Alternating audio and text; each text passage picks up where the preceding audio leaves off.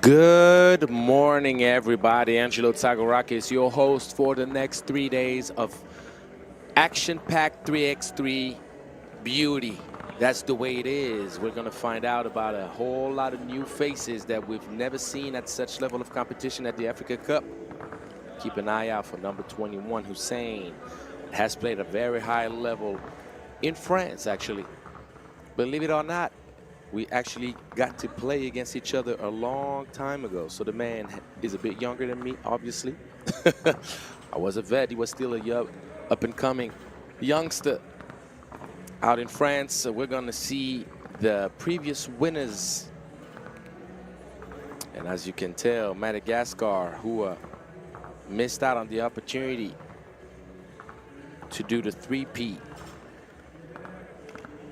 is going to make the attempt for a back-to-back, which would pretty much settle the conversation of which man's team would be the best in Africa Cup history.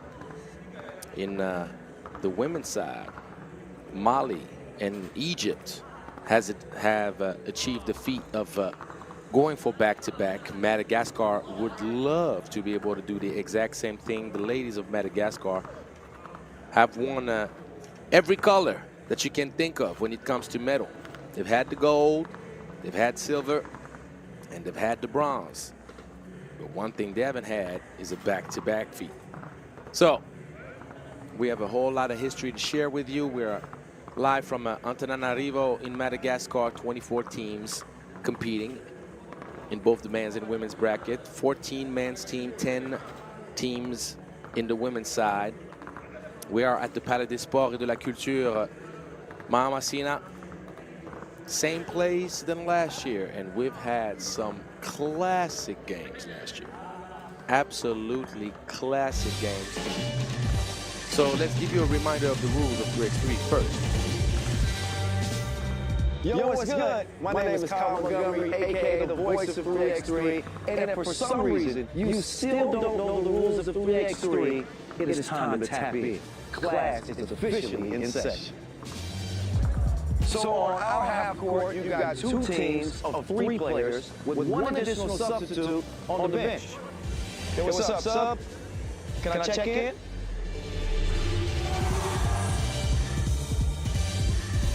In 3x3, even the ball is different. This is the official Wilson right here. Trust me, it's groovy, baby. This game is pedal to the metal. 10-minute game clocks, just 12-second shot clocks, and a first to 21 scoring format for the win. If a team doesn't score 21 points, all they have to do is outscore their opponent within 10 minutes.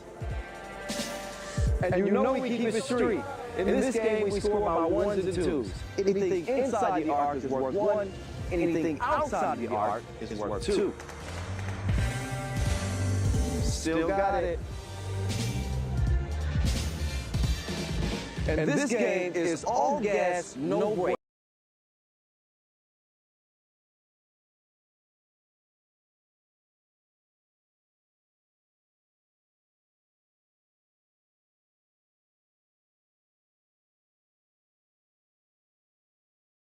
See you at the top.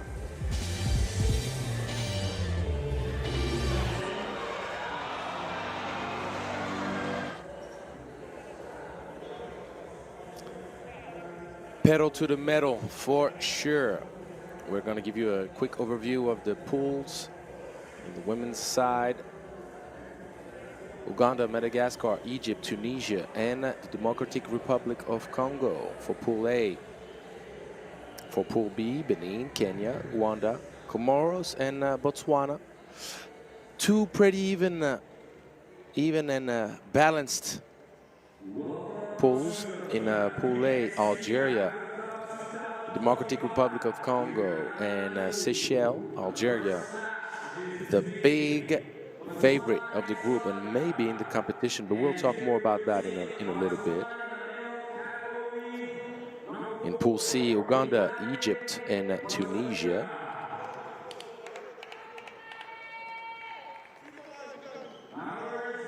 And in Pool D, Madagascar, Rwanda, and whoever comes out alive of the qualifying draw, which is made up of Botswana, Comoros, and Somalia. And if you missed it, Pool B in the men's bracket was Benin, Kenya, and Zambia. So when you're looking at the overview, as we see Comoros being introduced, keep an eye out for Comoros. Even though I'm very intrigued about this Somalia squad, very intrigued. If you're looking at the overview, the group of death might very well be Pool D with Madagascar and Rwanda. And if you wonder why I say that, Madagascar and Rwanda met up in the final last year. That's right. So there won't be any time for settling in. It's going to be a battle straight up. And be careful. Be careful, because this qualifying draw with Botswana, Comoros, and Somalia might surprise you. All teams have talent. And Somalia has the quite valuable input of Sadeh Aded Hussein, who, as I mentioned a little bit earlier, has had an impactful professional career, playing at a very high level in Europe, and his experience is clearly going to be valuable. The man is 6'11".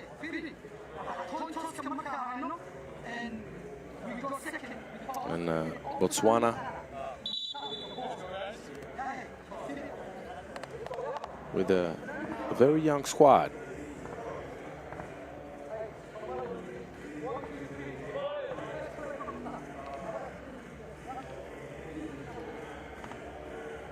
So here we go, party people. The 7th edition of the Africa Cup starts up with the qualifying draw in the men's bracket. We won't have a qualifying draw in the women's bracket.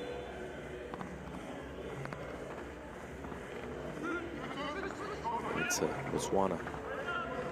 First ball, trying to go for the quick trigger. Long range, it's not gonna drop. Oh, the nice little spin finishes with the left. You can tell right away that Ramabu is aggressive and ready to go. And what did I tell you about Hussein? What did I tell you? The man is a bucket.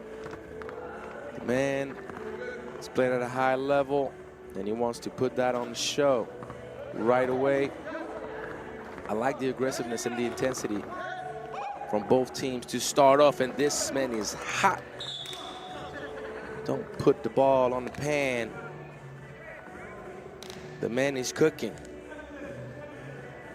Sile Ramabu, back-to-back buckets in Botswana, up 2. Quick handoff action, and no need for a warm-up. They're ready to go. Yusuf Kafo tries to go for back-to-back. Kafo will miss this one. Bang, bang. Didn't I tell you there's skill already at this level of competition? I told you about Pool D being potentially the group of death. When you see what's going on with the qualifying draw right away in the first minute and a half, you're already looking at it like, ooh, if people start shooting the ball like that and playing with such intensity, Madagascar and Rwanda will have their hands full for sure.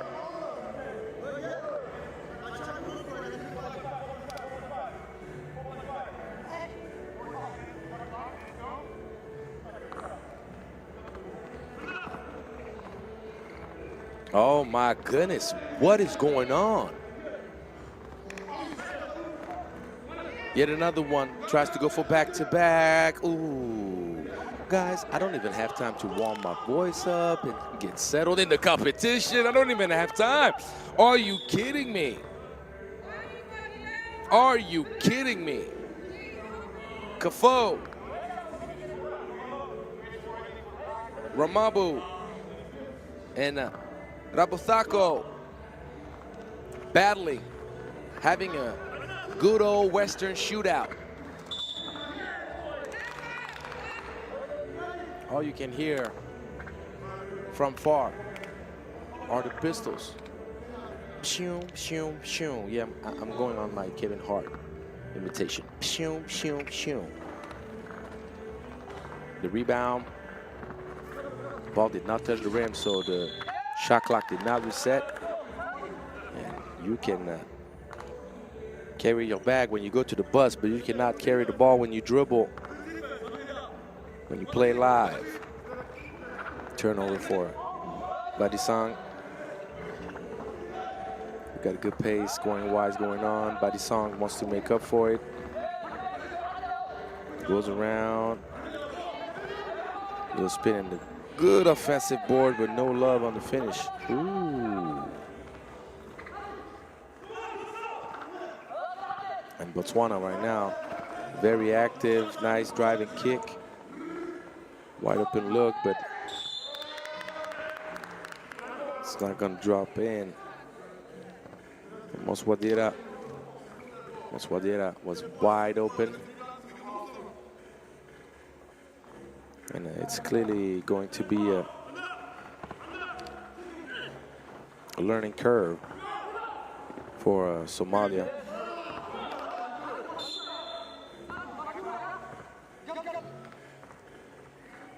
Which doesn't have the experience of 3x3 on that level.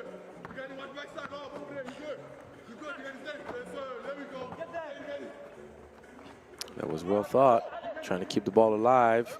Oh yes, that's the life in 3x3. You turn the ball over, things can turn ugly for you real quick. Not only did this shot on the baseline from Hussein had no shot at going in, but trying to keep the ball alive, gave an opportunity for Moswadira to knock down the long-range dagger, but there is a response from a man who won't be denied. Yusuf Kafo shooting that thing for sure.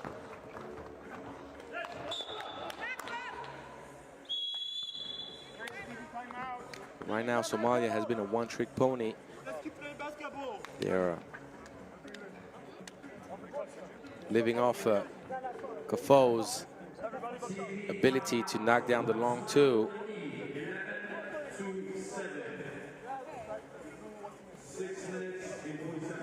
They're gonna need to find some alternative.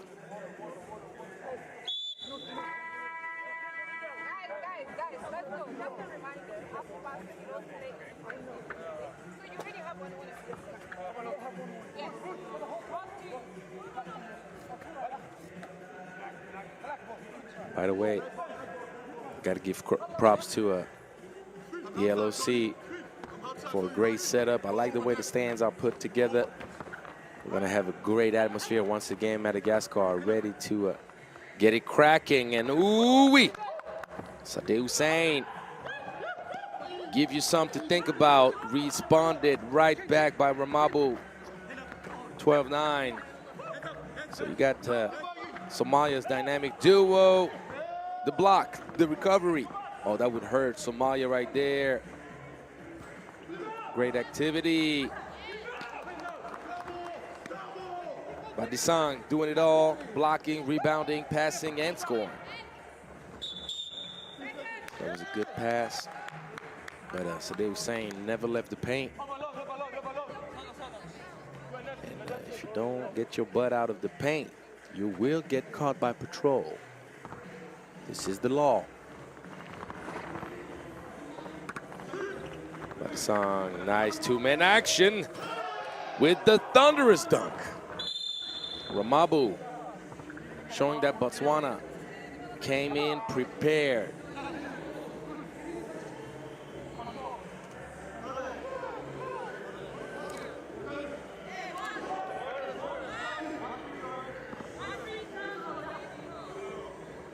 Good ball movement, great intensity.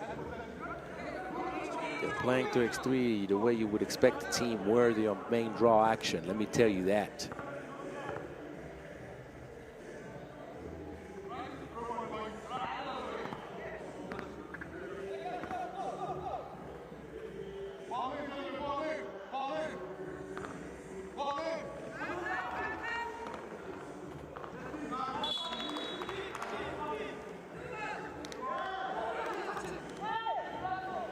The little low pass did not catch Moswadira off guard. Ramabu will start the ball at the top. Ooh, goes back for the spin. Nice kick out pass. And the offensive board once again very active. Yaoni Badisang. Little floater. The dissuasive presence of Moswadira in the paint. Badisang, ooh-wee. Badisang tried to put a little Kyrie English on the ball. He couldn't find the angle. Somalia in trouble. And the reason that Somalia is in trouble is if you were thinking of a regular pool action setup, it's the top two teams of a three-teams group that come out alive. But in the qualifying draw, you only have room for one. So having a slow start or not playing your best game in your first action in qualifying draw might kick you out of the competition. So obviously you cannot take whatever story the first game of the qualifying draw or the competition in the main draw tell you, but you can make life quite hard on yourself. Because in case of a three-teams tie, which happens quite a lot in 3x3, the separating factor will be points scored. And right now, Somalia needs to catch up very quick and then hope for a loss of Botswana against Comoros.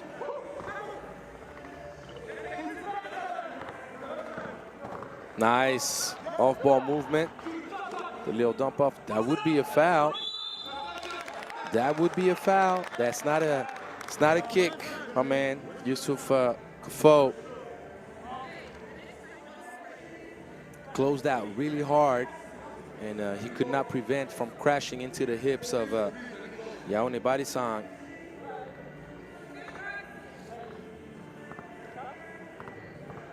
Botswana. Ramabu is 24 years old. Moswadira, 22. Rabosako, 24. Badisang, 23. And I like what I see from Teams Botswana for sure.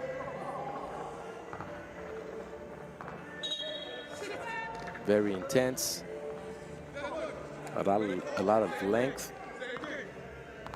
Pretty athletic squad. And the combinations that I'm seeing from Botswana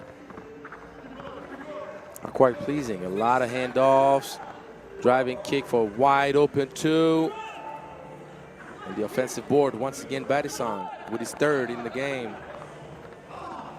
Badisang adding a little bit of sauce.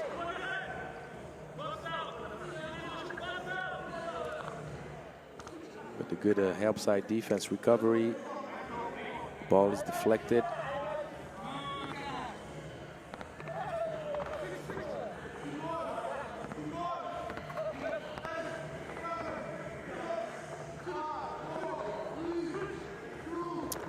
So Botswana is trying to be patient. They're trying to get the ball moving around. A lot of handoffs. Looking like Algeria's favorite setup right there. Patent trigger play for Team Algeria. And I'll have a lot of things to say about this team, which won its first medal at the Africa Cup last year, and they're coming out this year for gold. No questions about it. Nice hustle. That's what you need. There's still a lot of time on the clock, but Botswana is just so close. Nice driving kick. Hussein in the corner. Yes. Apparently he has Kevin Durant toes. That's not going to be a 2. Uh-oh. Trying to go for back-to-back buckets. Hussein. A little bit off target. The flash right through the middle. Nice. The unselfishness from Botswana. Not paying off yet. And be careful in 3x3. The 2-point shot is the great equalizer. Kafo was red hot to start and stays red hot.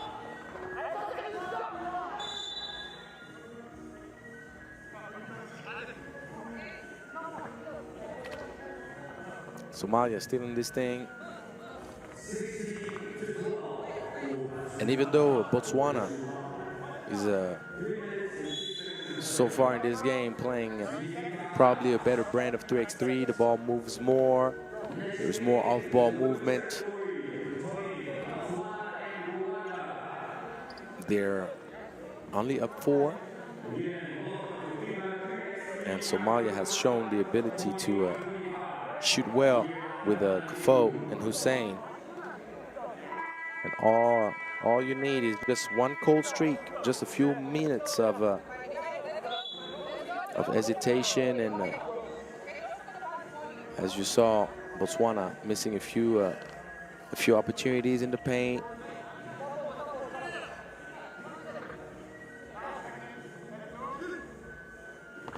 Type of things that can give Somalia some life. Kafo. No, but the offensive board. And Kafo draws the foul. You got now 1 free throw to try to, unless they're going to consider the foul on the ground. Okay, so foul considered on the ground. Kafo says, look, I said I wanted to get a bucket. Unfortunately, you got to finish what you start. My man, Yaone Badisan, simply loves to attack the rim. And that's a bad shot from Hussein. He had Badisan jumping on the fake, but he had made his mind up. Ooh, deadly in and out. Oh my. If you made that one, you would have put my main man, Sadio Hussein, on the first highlight reel of the competition. But you do have to make the layup to get your highlight. He'll settle for a free throw. Yaone Badisan doing a good job. The nice block from Abu with the context. Kafo can do it mid-range just as well as long range.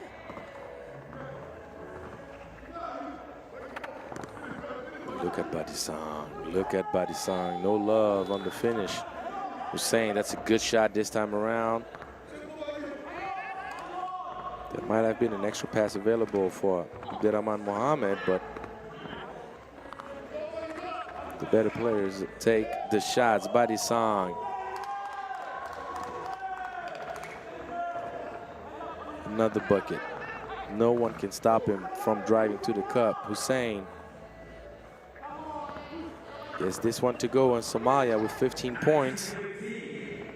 It's far from over. 1:28. Badisan hustles once again, gets the offensive board. That could do it right there. The 2, no.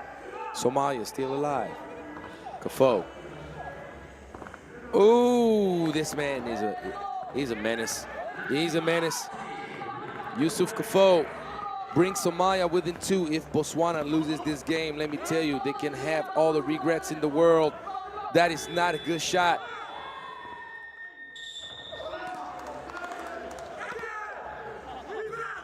And Saddam Hussein is frustrated. Rightfully so.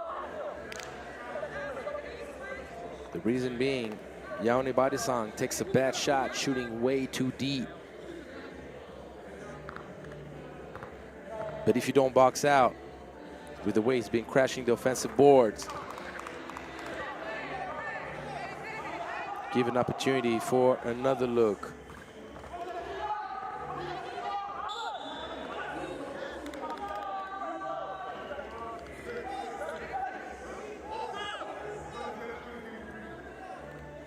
So now Botswana has the ball once again to stamp its first win in this qualifying draw. They're going to go with the main man. Nobody has been able to stop one-on-one. Badisang.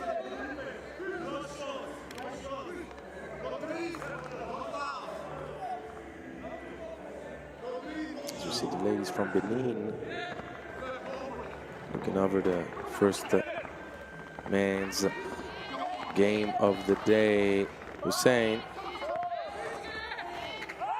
Well contested, great defense by Kutsele Ramabu.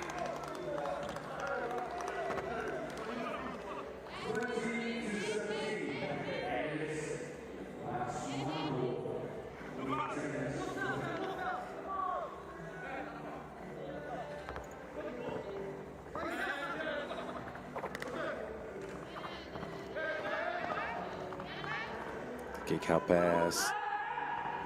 And Botswana patient, which is a good thing, good idea. The clock is Botswana's best friend right now, because even if Somalia scores,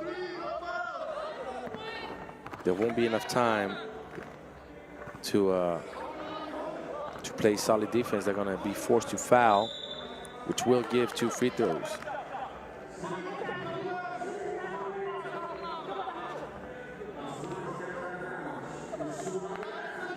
Badisang forgot that in 3x3 you get to play more physical.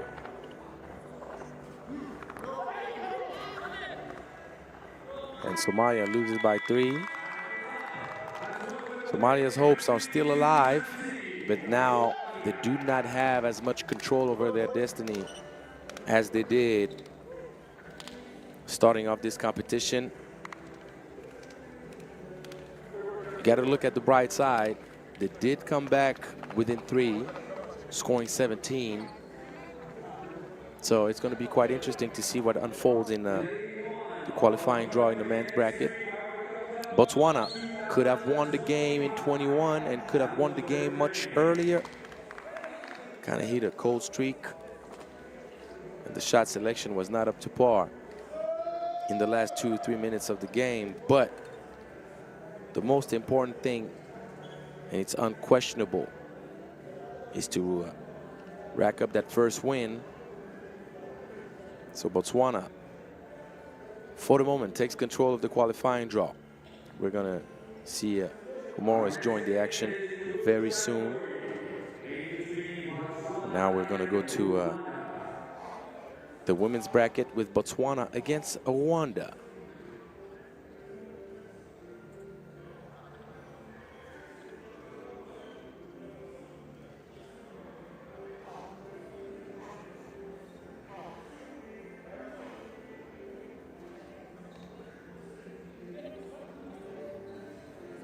So reminder of Pool B: Benin, Kenya, Rwanda, Comoros, and Botswana. We start off with Botswana against Rwanda.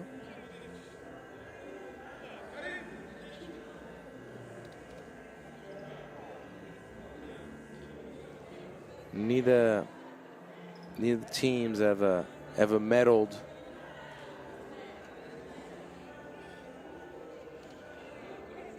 at the Africa Cup. And I'm pretty sure that the Rwanda ladies would love to copy the last year's success of the men's side. Rwanda earning bronze in 2022. For the ones that remember, it was in Cairo, in Egypt. They did not participate in 2023, and they came back last year and did even better, going to the final against Madagascar. For the ladies, it hasn't been that way. So let's see if 2025 could be the year for Rwanda's women's team to make a strong push.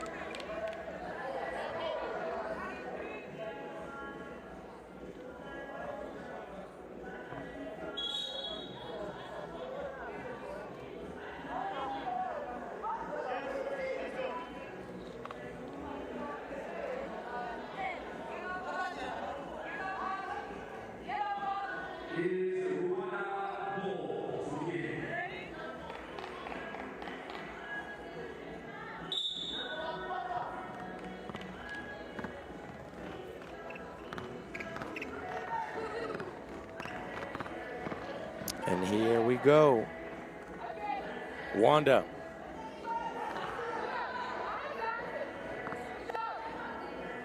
Goes for the quick little floater, first bucket for Rwanda.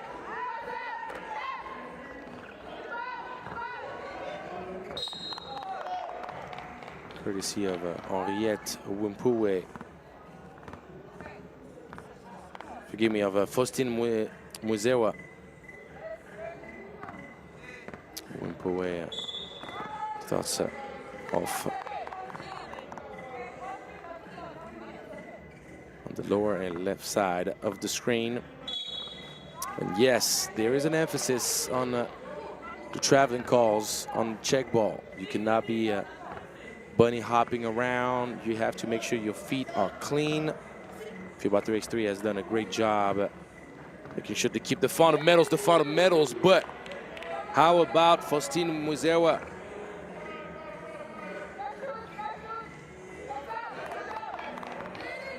going for back-to-back buckets. She does not want to slow down for Team Rwanda. Wimpowe could not keep up with the pace imposed by Faustine. Wimpowe with a quick two-point shot attempt.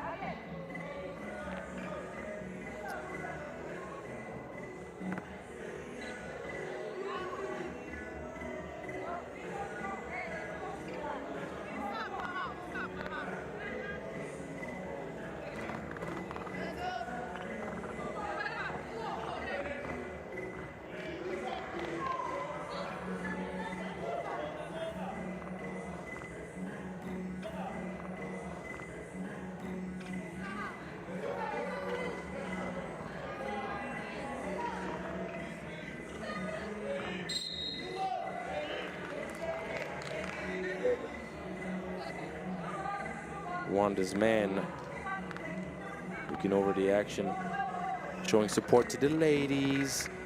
The nice handoff fake. Katlego Junkie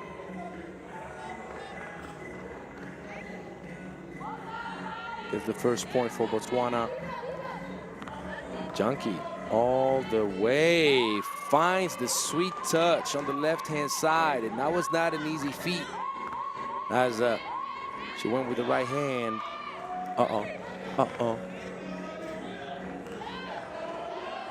Junkie just woke up just like that. Super aggressive. Two-point shot from the top of the key looked good.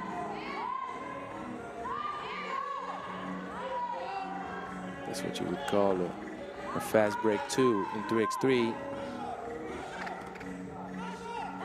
Get the ball outside the zone, and who can slow down Faustine?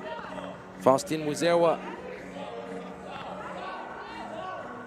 responsible for all 5 points of Rwanda to start off the game.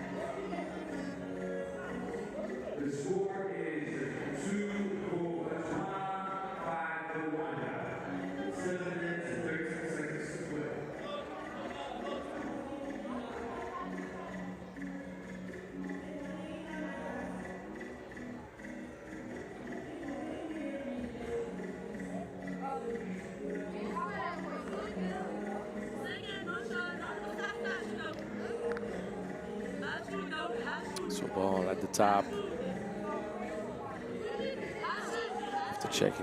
After checking how much time was officially left on the 12-second shot clock.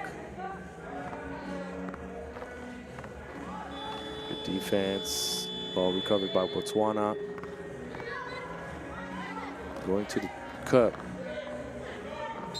Forgetting her luggage real quick. Cody, but Katlego Junkie and Monica Tlu playing physical in the paint. Keeps Botswana in the game. Monica Tlu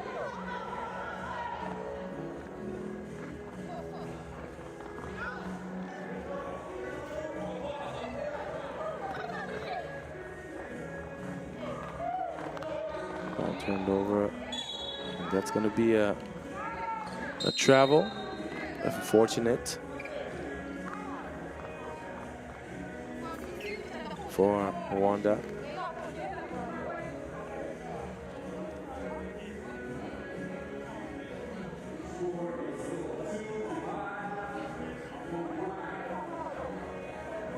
I remind you that we have 2 TV timeouts during a 3x3 game.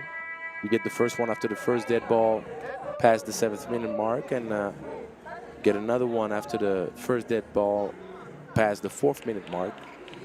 Each team possess one timeout, so use it to the best of your basketball IQ. The timing of that timeout could be essential to you having an opportunity to settle down before a big play or at the most critical time of the game.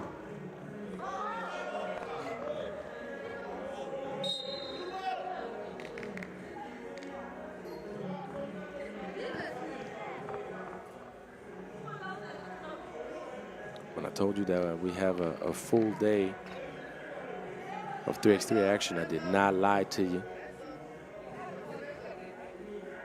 We've got 19 games today, including obviously the qualifying draw in the men's bracket.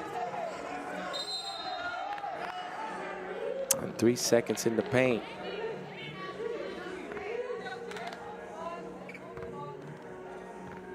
You have to stay aware of quite a few things in 3x3, and all at the same time. You have to stay aware of the 12-second shot clock that blows by so fast. Great hands.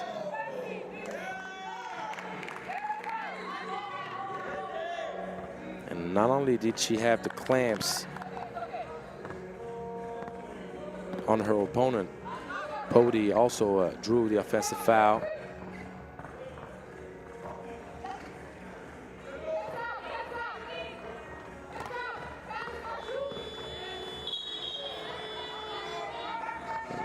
Second shot clock violation. Rwanda still in control. Muzewa, who was responsible for all 5 points of the team, finally gets some support. Good pass.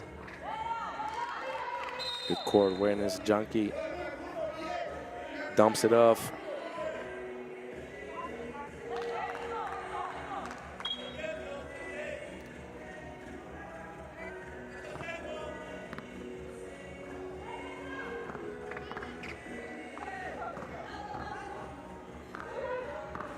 Nice.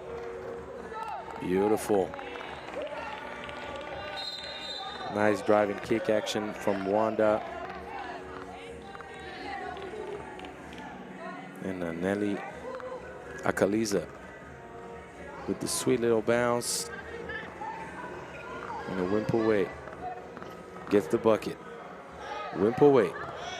Floater, no. Gets the offensive board, puts too much sauce on it. And also she had the dissuasive presence in the paint of Junkie. That's a beautiful two-lady action right there. Pody with the sweet bounce pass to feed the cutting Junkie.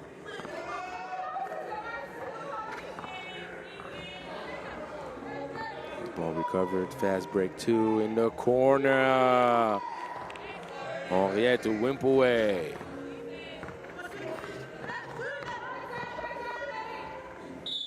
That's going to be a foul.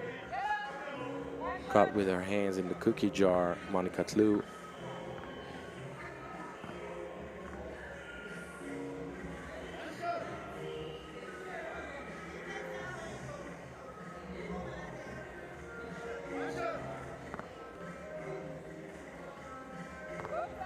Goes to the free throw line. And Tlou knocks it down. Akaliza wanted to get the steal. She could not do so.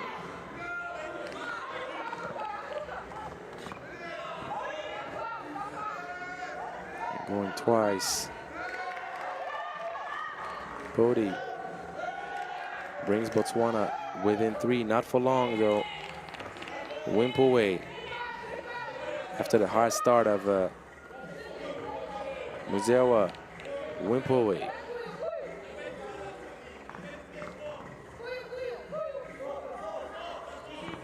Shows the way. Tlou with a long two. She breaks it. And Muzewa sends a message to Tlu. Let me show you how we do. That's the way you knock down the long two. Up 6. Trying to go for back-to-back. And if though it looked like the rim was a shake, the net was shaking, that was an air ball. 12-second shot clock violation, but Rwanda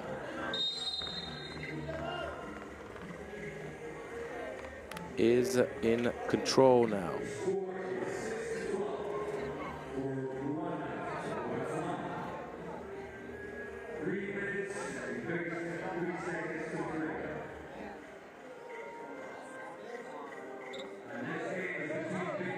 So Henrietta Wimpoe and Faustin Muzewa. Dynamic 1-2 punch for Rwanda.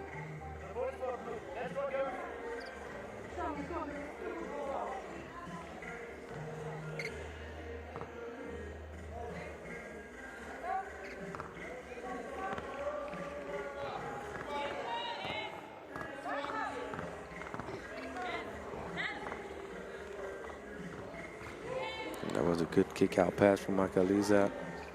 Makaliza now trying to do it on the other hand. It's not working out. Rwanda still up 6. It's going to be a push on the baseline.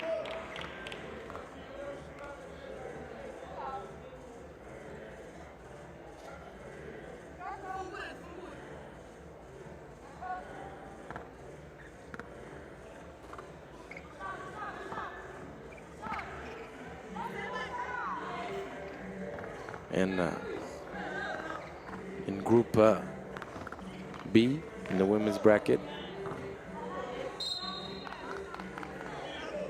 we have Kenya and Benin that appear on paper to be group favorites. Two teams with ambition and history at the Africa Cup. Benin is awaiting for its moment to earn the medal that has been escaping their hands for the past 3 seasons, 3 years.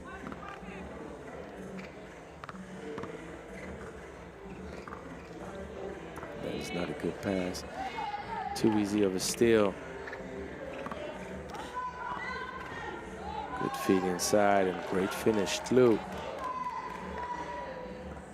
Trying to keep Botswana's hopes alive.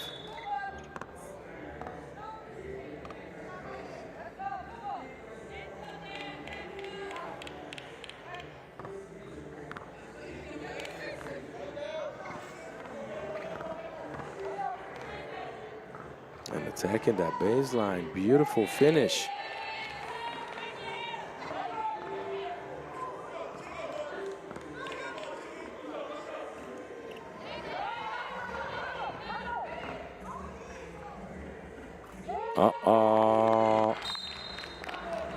Corner dagger up 8.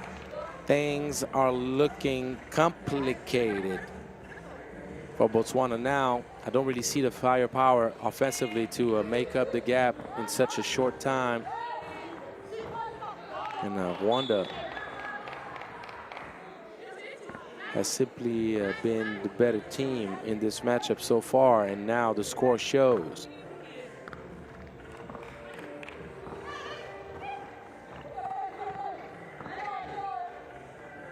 Oh, yes. Oh, yes. Are you kidding me? Nibishaka.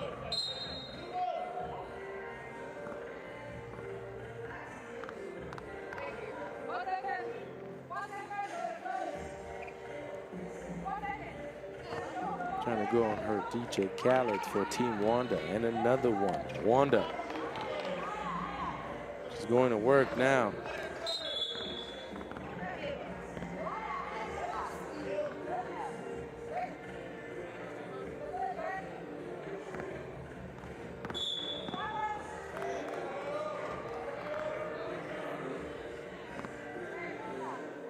Brigitte Nibishaka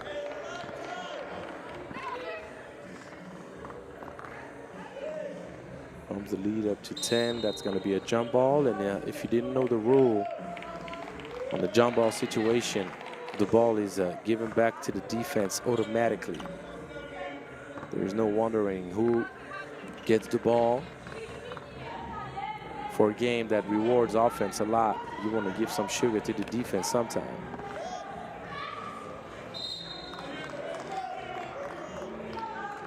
And Wimpaway could have made that little kick out pass in the corner. She decided to keep the handle on the rock, and Rwanda is already positioning itself quite the impactful way. Winning big, you want to win, but if you can win big, it already kind of gives you that opportunity, and that's going to be a technical foul for delay of game. Junkie contested the outlet pass in the half circle under the rim, and that is kind of like the safe zone for the offense when you recover the possession of the ball after a made basket.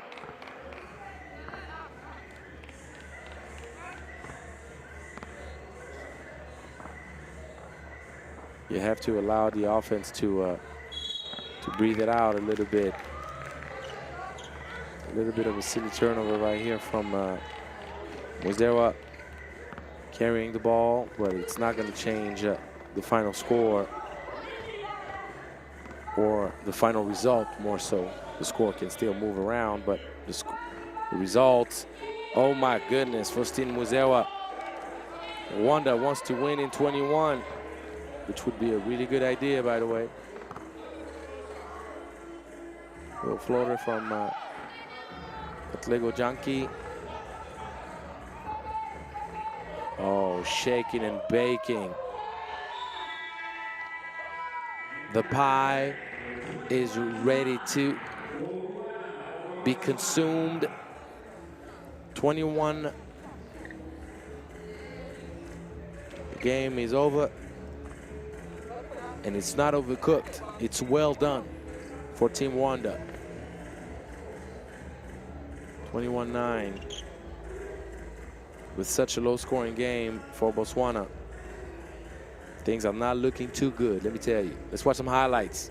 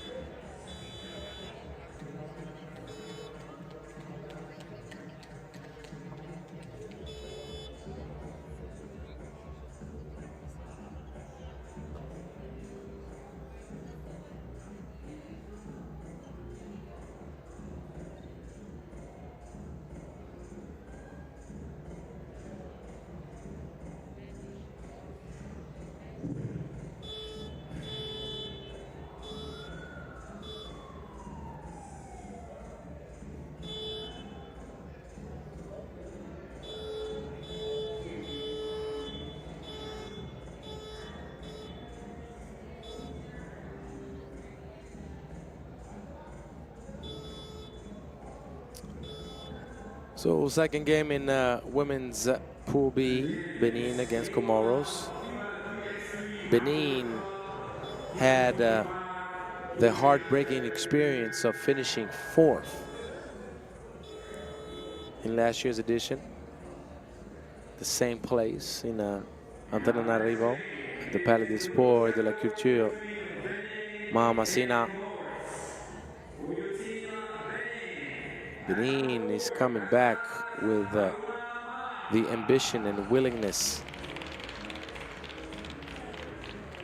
to up one last year's result, and upping one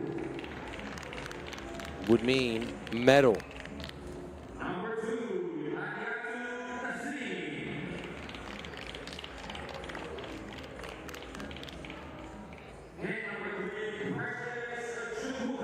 Comoros and Benin played against each other last year in Pool B. Benin won a game that Comoros was more than capable of taking down.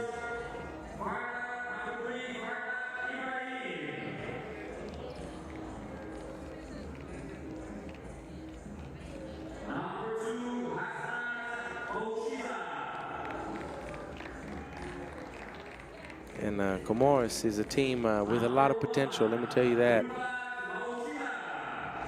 Especially when you have Ulfat Maushiza, #1, playing for you. It's a team that almost is, lady for lady, the same roster than last year's. The newcomer is no other than Asnat Maushiza. So it's going to be a sisterly affair.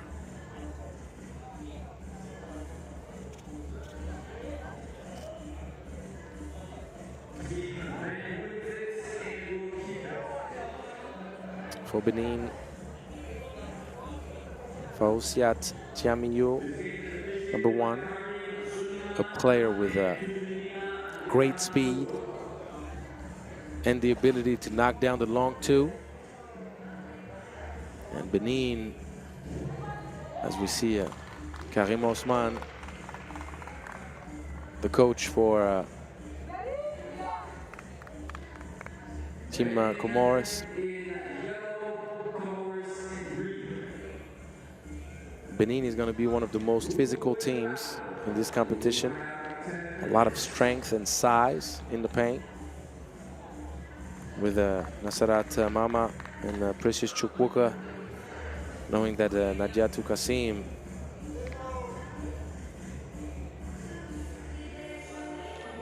is part of the top 10, national top 10 for Benin. A team that is building on youth right now.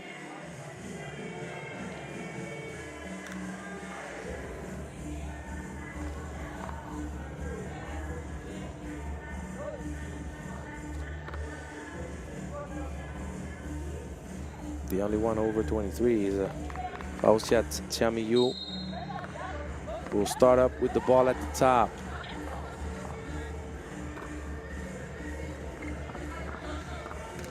The action. Fausiat was trying to give the ball back to Kasim, unsuccessfully. Ooh, I told you that Fausiat Tiamiyo could knock down the long two, didn't I? You better pay attention. I got all the goodies for you guys. I got all the facts.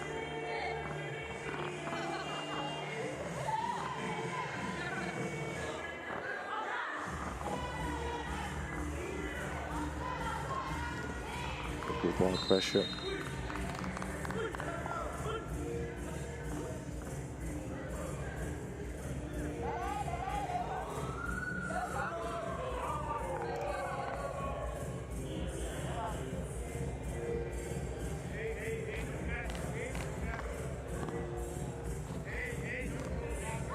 Oh, they're going right in the paint. it's unsuccessful, but the thought process was the right one. You had the mismatch with Nadia team, and you want to capitalize on it. Defensive board, the length and skill of Ulfat Maruchiza. Chukwuka with the offensive board. The length of Benin being felt, but one thing that you can do in order to push back when you're dominated physically is try to use speed. You cannot have it all in life. You cannot be tall and strong and have the Speedy Gonzalez type of speed with your feet. Fardat Ibrahim couldn't get the bucket. And the offensive board, ooh. There's going to be a technical foul against Fausia Tiamiu.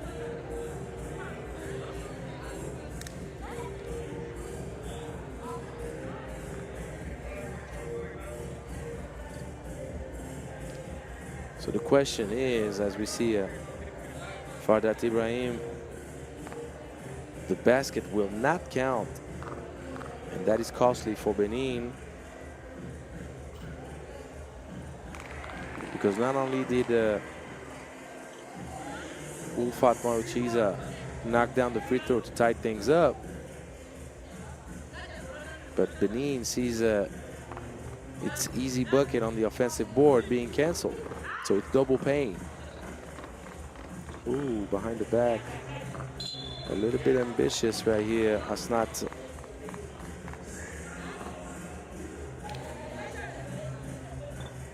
I've had the opportunity to work in both countries. I did lead camps in both Benin and Comoros, and there is quite the willingness to build a strong 3x3 project in both federations. So it's quite refreshing, and I'm very hopeful to see both countries keep up with the good work, building their program. And more than the willingness to build, you also need talent on the ground to compete, and both federations have that. So we'll keep an eye on all of that. It's not going to count, unfortunately, for Comoros. Ulfat kept the 12 seconds in mind, but she couldn't be fast enough to trigger. Nice little flare action to free up Tiamiu. Chukwuka could not reproduce her previous success on the offensive board.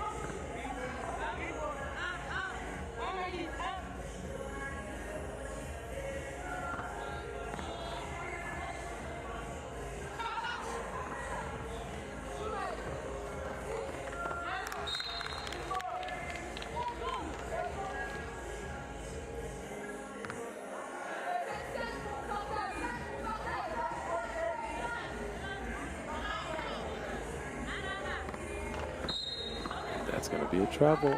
You better make sure that you keep your feet clean on the check ball. You have to start in the legal triple threat position. You cannot hop.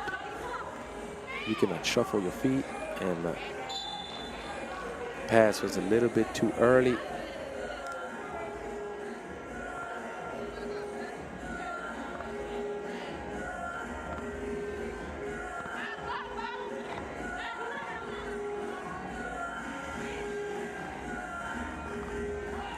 Ibrahim couldn't get the bucket. Maruchiza misses down low, and the pass from Tiamiu was a good idea, but Satamama was fighting a little bit to not get pushed out of the dive to the cup. And in 3x3, you have to show a little bit more patience when you want to feed the ball to a cutting teammate. There's a lot of grappling going on, if I can say it that way. Nice finish, Mama. Using the glass. Good feet inside, going left, drawing the foul, and one. Fatma Chiza.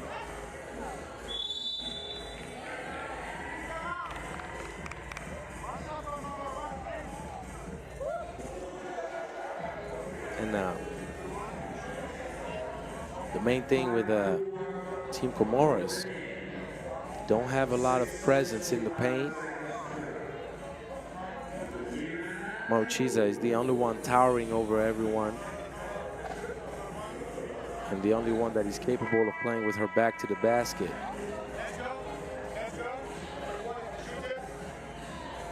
That doesn't mean that this could be the doom for Team Comoros. All you have to do is work around Ulfat,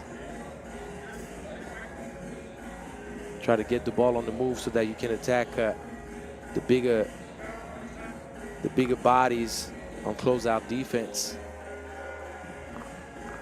No player is over $1.65 for Comoros after Ulfat Mochiza. So we know that speed kills.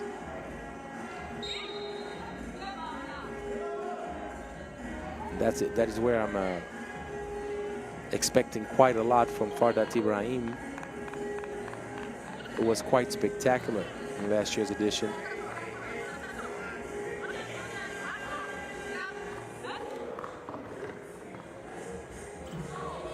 Tiamiu with the main range stop. Tiamiu, yes. Turning great defense into even better offense. Tiamiu running around like crazy, burning up a lot of energy, but it's been a productive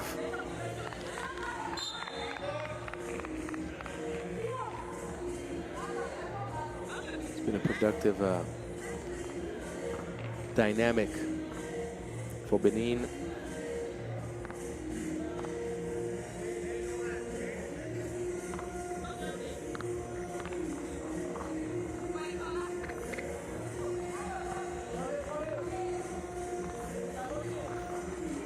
Sometimes the ball might be cruel with you.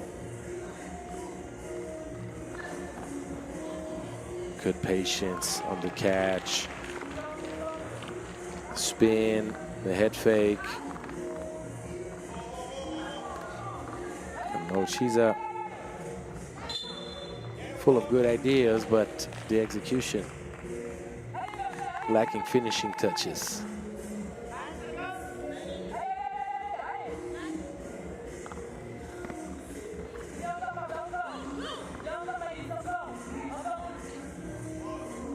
And here, Ulfat Mochiza caught slipping defensively, allowing for the ball to be caught very deep.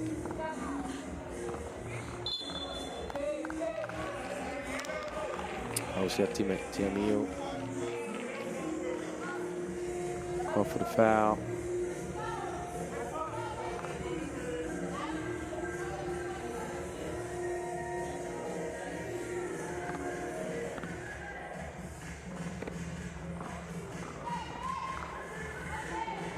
What a beautiful move. Ulfat Mochiza. There's going to be a trouble. Tiamiu forcing her way to the cup a little bit. And Comoros, even though you may think that they're struggling offensively, and the aggressiveness, Chukwuka making life quite hard. Everything is complicated for Mochiza. Nothing easy, and the ball earned back.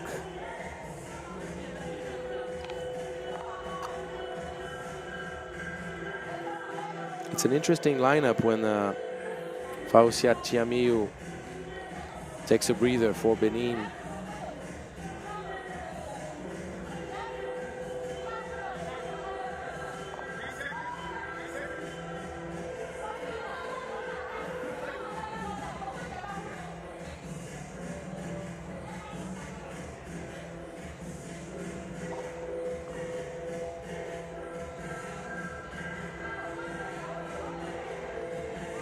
When Fausiat remains on the bench, Chukwuka, Mama, and Kasim,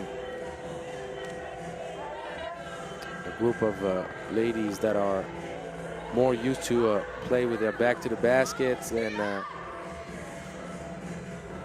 remain in the paint. They have to find a way to collaborate and create chemistry, particularly offensively. Chukwuka chucking up a deuce unsuccessfully. That is not her role on that team. Long range. Fadat Ibrahim triggers fast. You see the moment that Tiamiu leaves the court to get a breather offensively, it's quite complicated for Benin.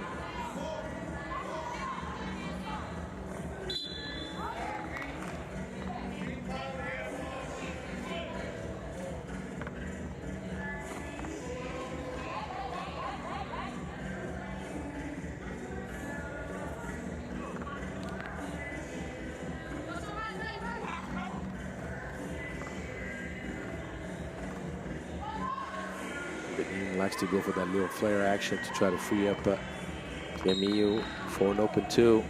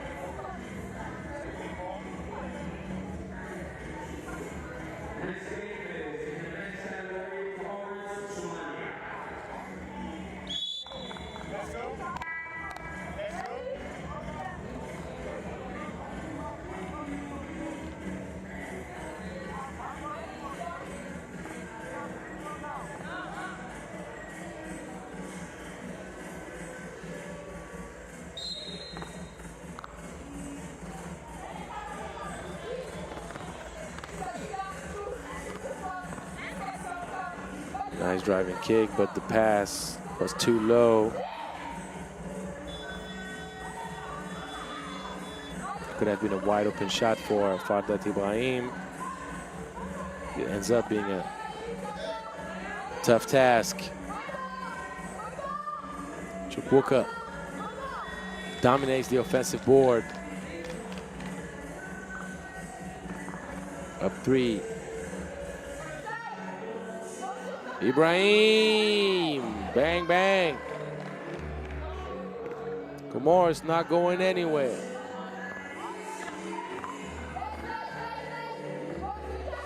And the jump ball ends up being the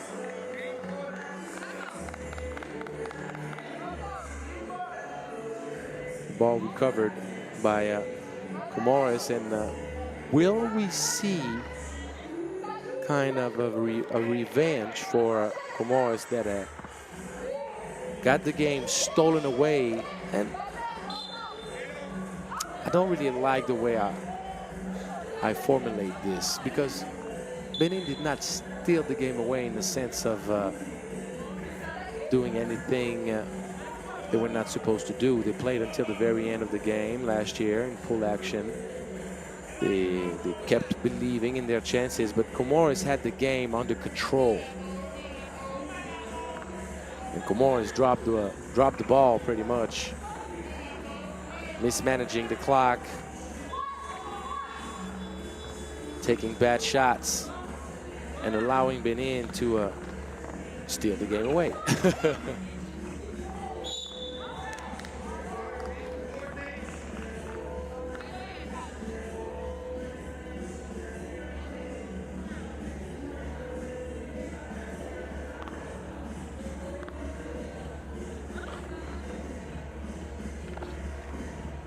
Tiamio, ball rims out. This game can go either way.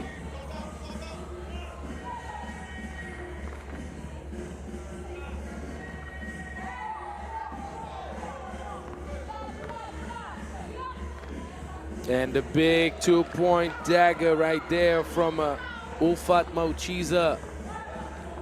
Told you she's a baller, shot caller. Comoros leading by 1.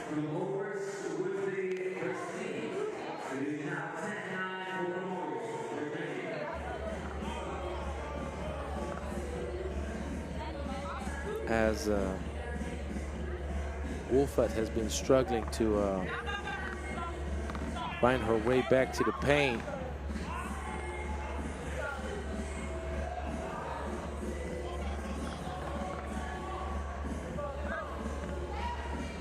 Two two-pointers from Comoros gave the lead back, but that's a mismatch that Mauchiza does not want to deal with on the perimeter. Trying to match up with Tiamio.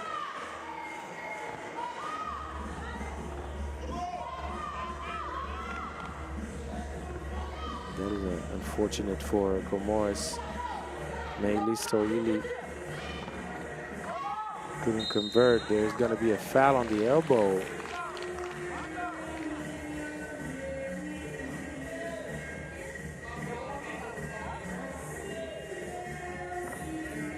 That is quite a pity for Comoros, because you can live with Chukwuka taking a turnaround jumper at the free throw line.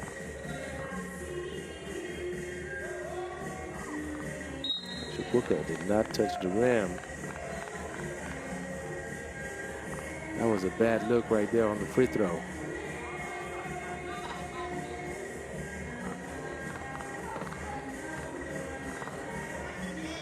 The action going for a one-legged fade.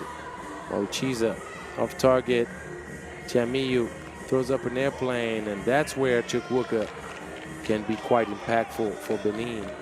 The offensive board, and that's the mismatch that Tiamio does not want on the inside. So 1-1, ball back at the center between Tiamio and Mauchiza.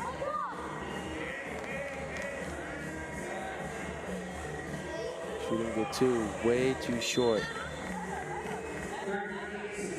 And it's gonna go down to the wire. Those two teams love to keep things interesting, don't they? The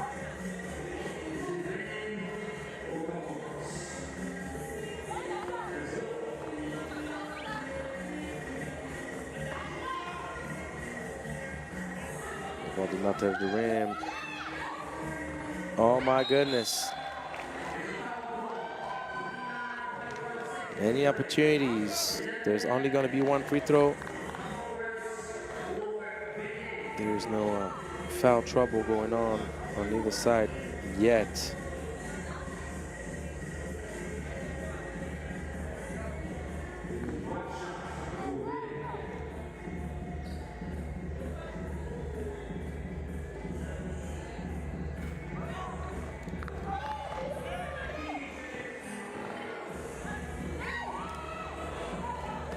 Turnover from Benin.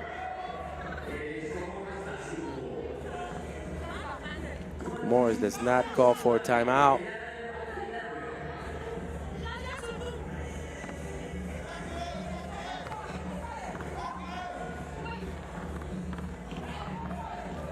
Fadat Ibrahim throws up a prayer. What are you talking about? Insane. Insane. And that will do it. Comoros with its first win of the competition. What a huge shot. Absolutely huge. Fadat Ibrahim. I told you I was expecting her to play a very big role for Comoros.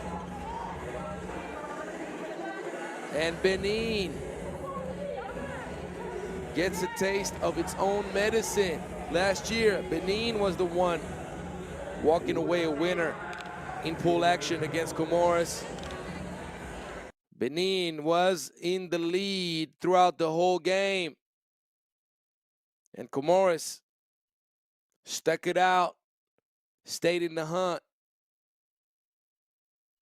And with a huge shot late in the stretch, the game winner for Fadat Ibrahim. Comoros in the winner's color.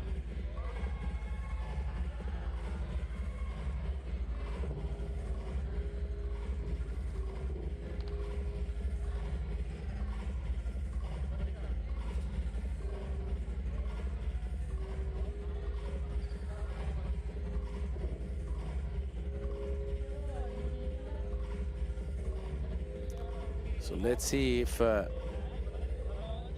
ladies winning against Benin shall provide inspiration to the boys going against Somalia.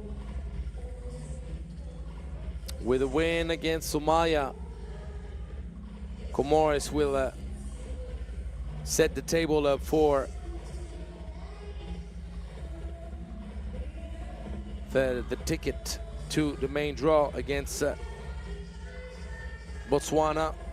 With a loss, Somalia would be out of the event officially, finishing winless in the qualifying draw. To keep its hopes alive, Somalia needs to win, and Somalia needs to win big, scoring 21 at least.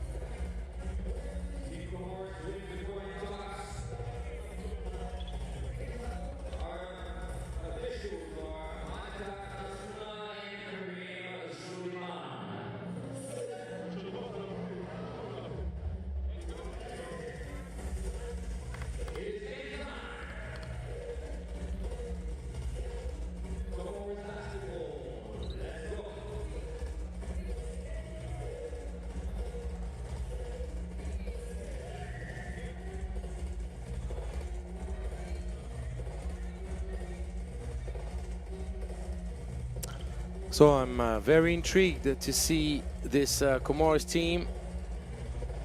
You have the spectacular and known face of Yanis Kari for Team Comoros. Yanis Kari, a player capable of getting on a very, very hot streak offensively, shooting the ball from deep and providing us with quite a lot of highlights with the sizzle and flashy dribbles.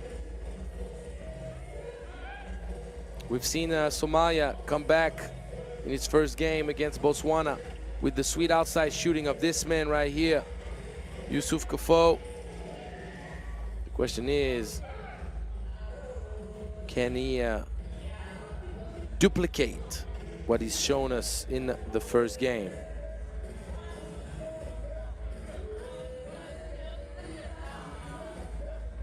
I told you about this man, Yanis Kari. If you leave him on an island trying to duel it out, his speed and one-on-one ability can become a big problem for you defensively.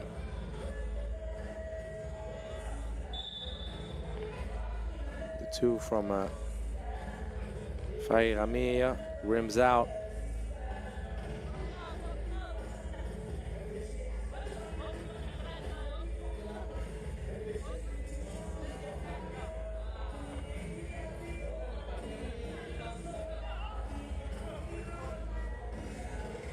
Leaving this man open is a gamble I'm not sure you want to take. Sadi Hussein.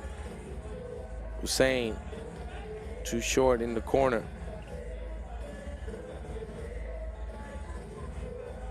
And Fairamia, 1 for 2 from 2. Comoros with a 3-0 lead early. Defensively, Somalia is allowing Comoros to shoot the ball from deep. And Comoros is more than willing to oblige.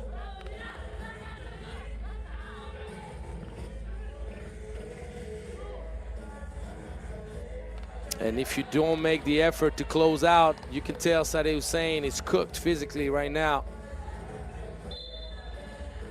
He's not even trying to get his arm up or take a few steps to close out against Fairamia, and that's 2 for 3 from deep, and that's a 4-point lead already for Comoros. Sadi Hussein.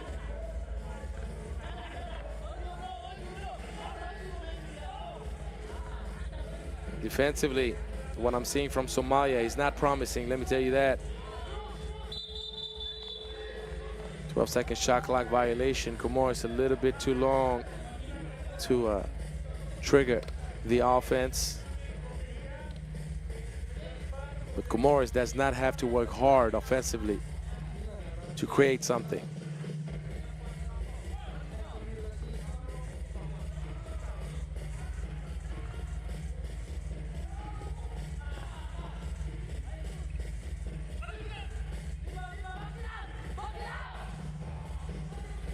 Sadi Hussein right now is just letting everybody shoot. Remaining far from the ball handler.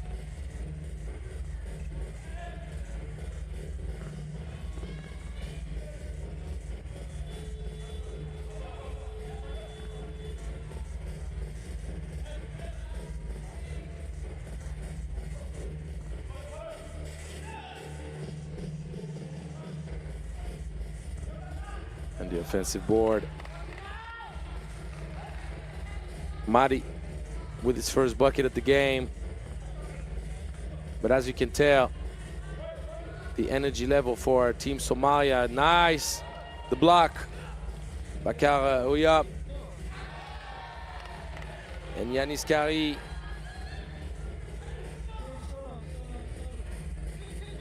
Keeps things hot. And Comoros will have all the open looks from deep they can dream of in this matchup against Somalia.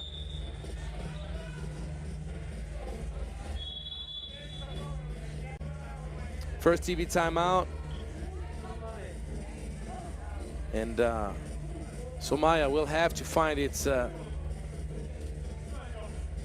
energy somewhere, because if Somalians hope for Comoros to slow down offensively, if you give wide open looks, this team is more than capable of knocking them down, and that could be a big problem because Somalia will have to respond with the same type of frequency.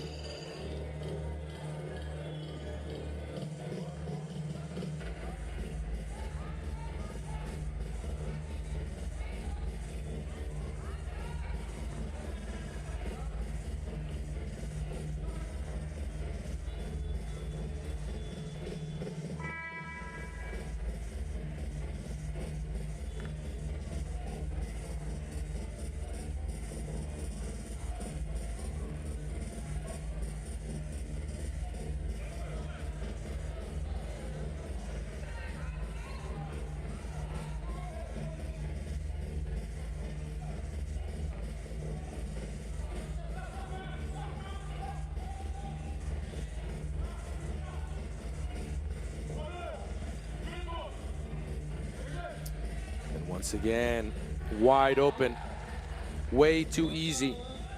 Sadeh Hussein has no legs, unable to close out or make the effort right now. He's paying the price for a great output of energy in the first game, and with not that much time of recovery.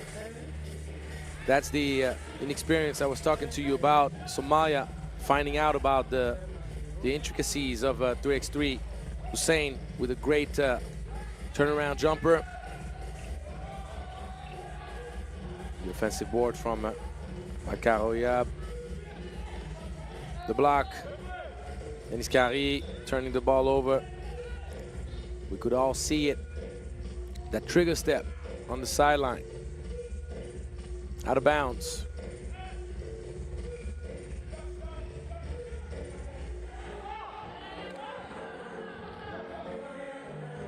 And Hussein is not even trying to fake it. He'll say, I keep whatever energy I have for offense. Don't ask me anything else, guys. Oh, yes. Fahir Amir. This game might not go the distance, let me tell you right away. This game might not go the distance.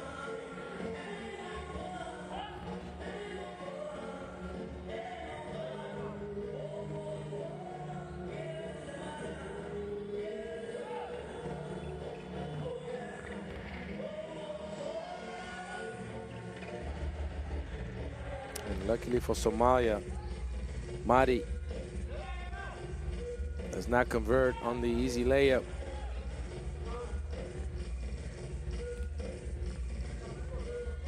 Ooh, deadly double cross, and the sweetness on the finish. Yanis Kari.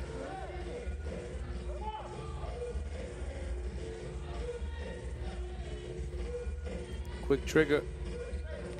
There's nothing wrong with that. Nice hands. The steal. And Amir, so wide open, he misses. But defensively, Somalia has no shot at winning this game. Yanis Kari with another one. DJ Khaled style. Give it back to the kid. Oh. He just wants to play with his food now. He just wants to play with his food now. Oh. Yanis Kari says, look, I've been having my fun from long range, but let me get a dunk in there somewhere. And Fahir Amir, easy money. Somalia eliminated. Learning curve of 3x3 for players that don't have that experience. Beautiful dish. And Iskari with the sweet dime. Sadeh Hussein knocks down the little mid-range on the baseline. It's not going to change much of the story.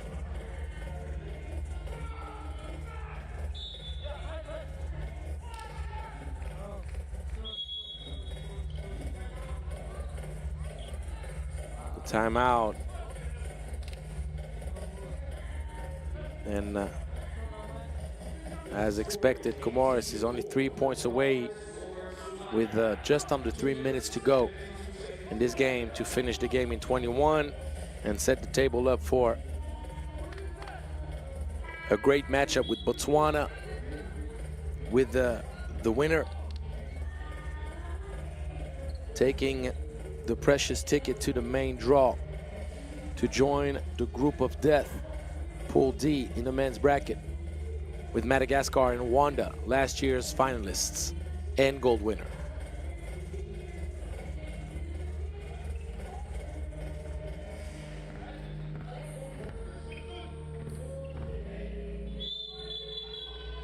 And that's going to be a 12-second shot clock violation. Yanis Kari triggering a little bit too late. Kofo shooting too long.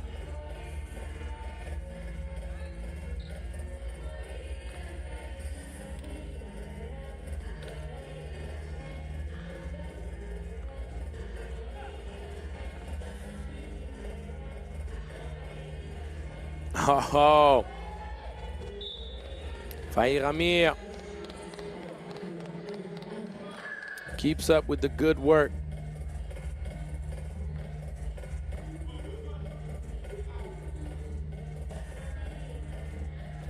This game was a one-way street, and it shall remain that way until the very end. Kofo, a bit too short. Sadeh Hussein gives it right back to the man in the corner. This time around, he knocks it down. 2 minutes left.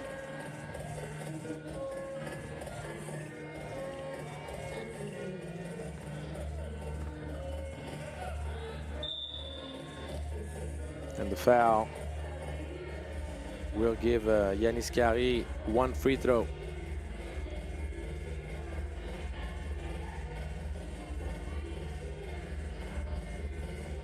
To finish this game officially. Game over. Comoros and Botswana.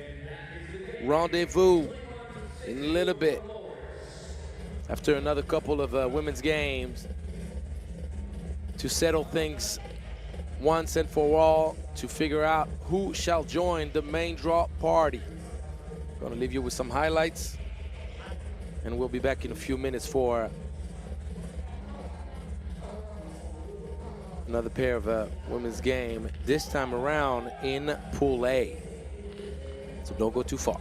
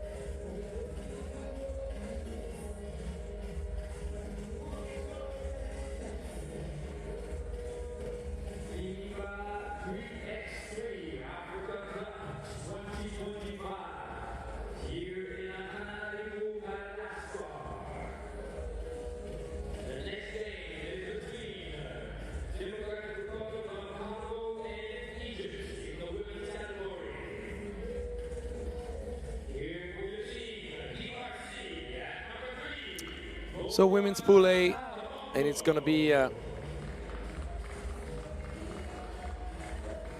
Democratic Republic of Congo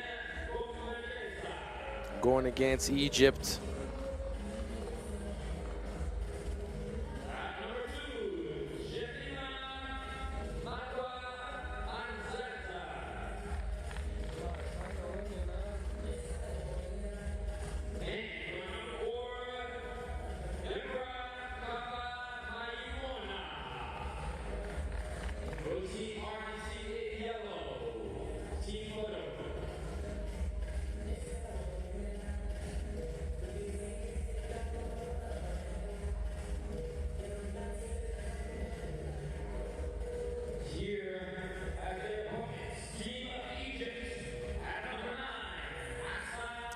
Egypt has been one of the most storied and successful programs in Africa Cup history.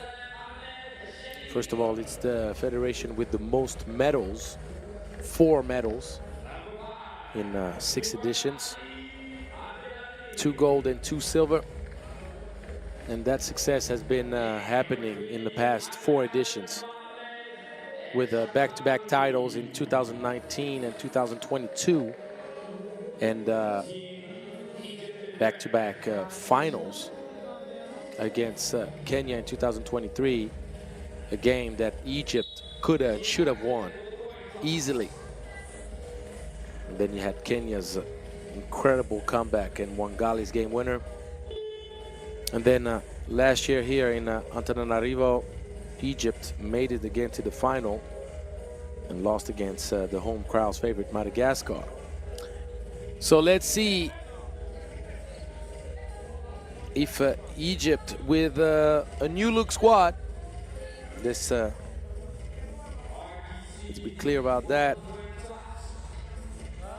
New faces, new talent, but same history. For the Democratic Republic of Congo, it's going to be an interesting run. Congo in 2022 earned the bronze medal, but Congo did not make it back to this level of competition in the past few editions.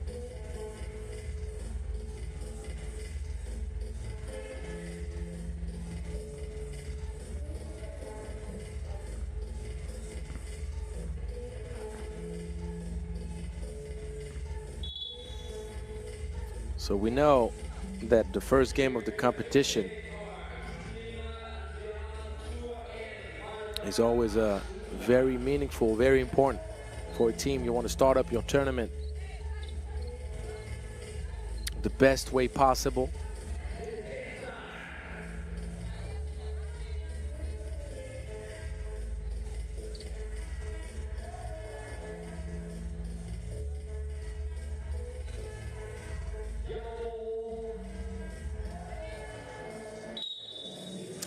And it's going to be DRC with the ball, establishing inside presence early, giving it to Mayemona. Ooh. So I see that Majed has some handles and the willingness to shoot it from deep. Let's get the first bucket for Egypt.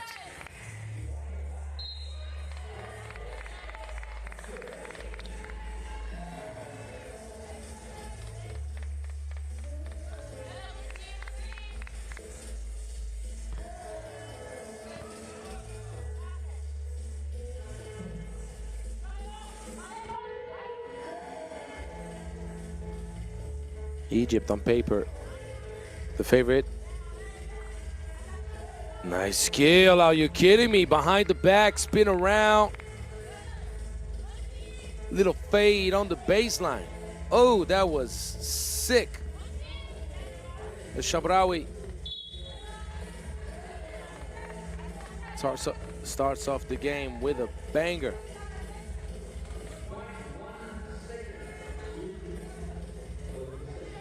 Main thing is, can the DRC keep up with the speed and individual skill of the Egyptian ladies? That we do not know, but we're gonna find out. The no-look pass, that's 3-zip, sweet feed to Sharif in the paint. Yeah, if you miss those easy opportunities, you pretty much hand out the stick to get bit with. Egypt is not a team to be begged to run up the score and capitalize on transition opportunities.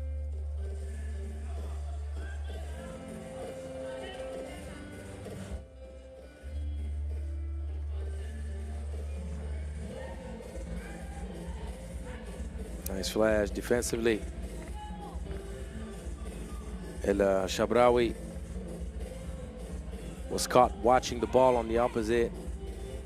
She allowed it for her opponent to cut right in front of her and establish position. She had no shot at preventing that bucket. Driving kick.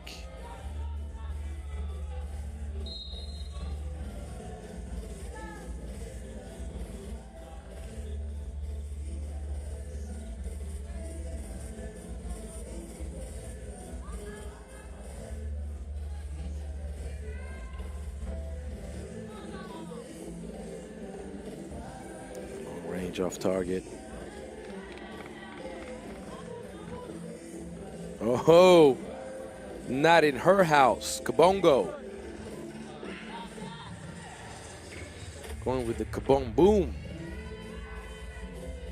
A nice little finish in the paint. Slicing through the defense, Manzanza. And just like that, few quick opportunities. Kabongo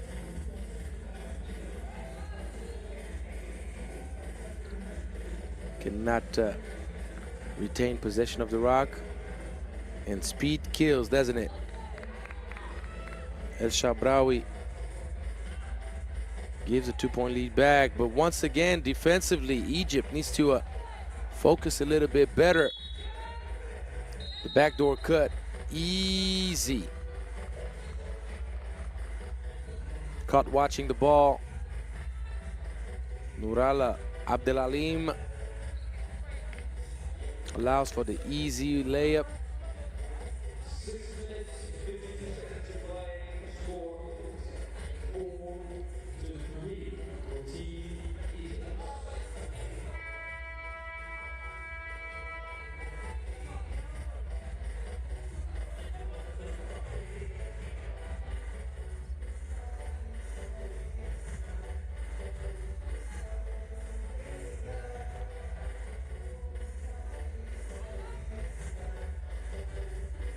Going for the quick trigger. It's going to be completely off target for Manzanza.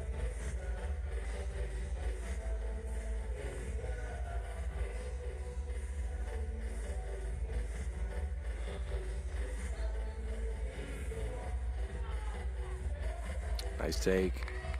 Good patience. Moving the ball around and getting the feet inside on Radwa Sharif.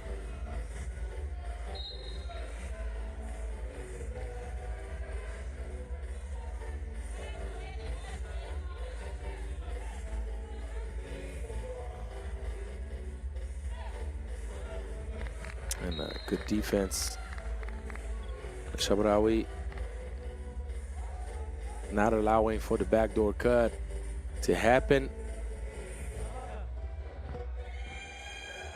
And the great recovery. Once again, Laura Kabongo.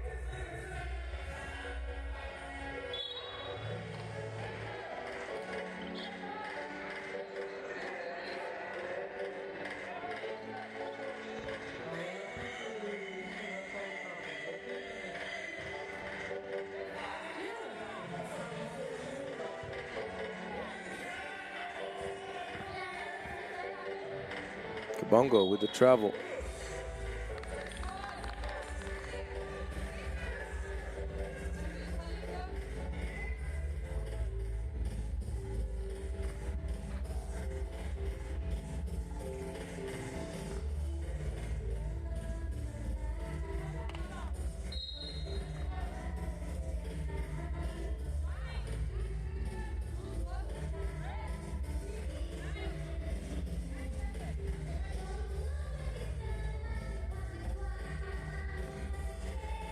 And the sweet take. Using the right angle on the glass. Once again, El Shabrawi gets the bucket to go. Up 3, Egypt.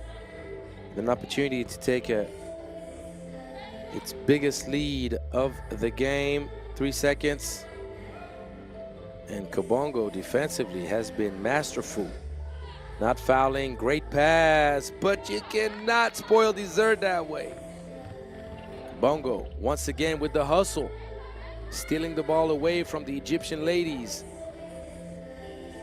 Second time is a charm apparently for Marlene Gobeleza. And Marlene wants to go for back-to-back buckets, but that two-point shot skews to the left a little.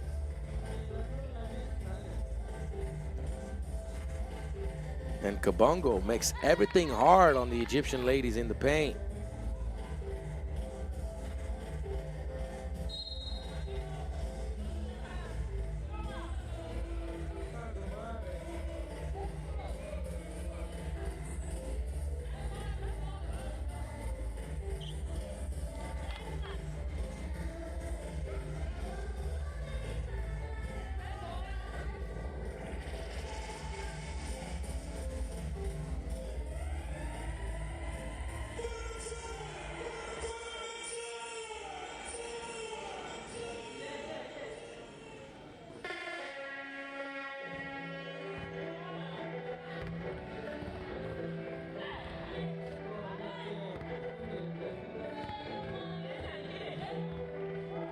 Bongo draws the foul. Late whistle, but the right one.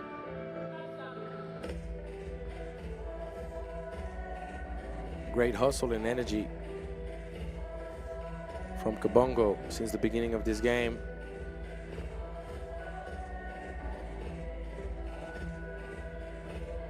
Kabongo knocks down the free throw, and she's the big reason why the DRC is in this game. Mayimona had a good position defensively, but she could not help but drop the hammer.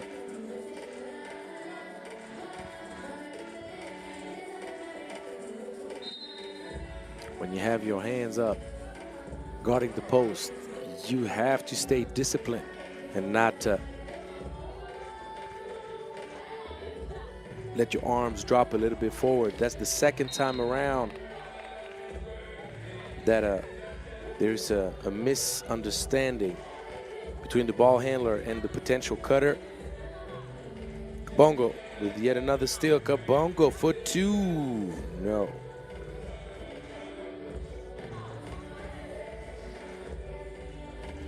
That's the way you shoot it from deep. Delalim gives Egypt its biggest lead of the game. Uh-oh, back-to-back daggers. This time around, it's Majed. And up 6, just like that. The great equalizer. That can also be the great difference maker.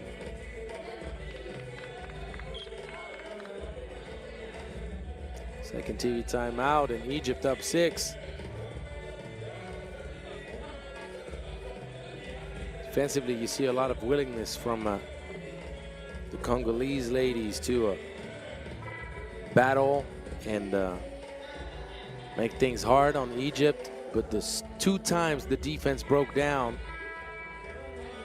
back-to-back open looks from deep, back-to-back buckets, 6-point lead built up.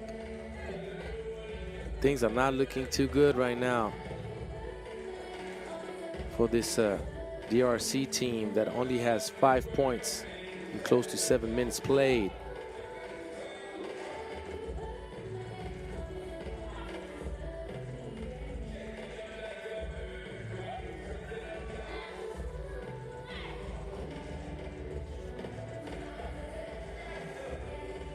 No love. And that's a great move, but no finishing touch. After driving past Mayamuna. Another open look and another bucket. Nourala Abdelalim. Second 2-point shot of the game. Up 8. Can we make it 3? Let's make it 3. Why not? I want to say why not. Just give it back to her, of course. She's unselfish. She makes the right play. Sherif cutting. Up 11. Just like that. Call it the Egyptian tsunami. You're out there laying on the beach, chilling. Then you got those waves of 2-point shots just dropping on top of you. Nothing you can do about it. Defensively, the DRC held its own for more than half the game, but these past 2 minutes have Nourala Abdelalim sprint all over it.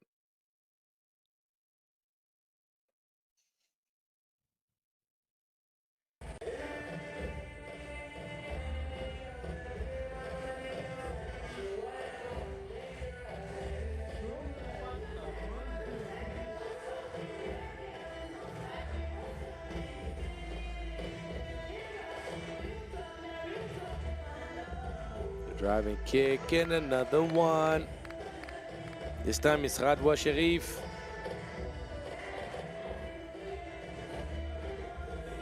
Nice drive. Manzanza gets the bucket. Less than 2 minutes to go and very little hope for the Democratic Republic of Congo of making this a game. And if now Asghar Majed joins the party with the sweet outside shooting, what can the DRC do? They can keep giving the ball to Manzanza, but it's just not enough.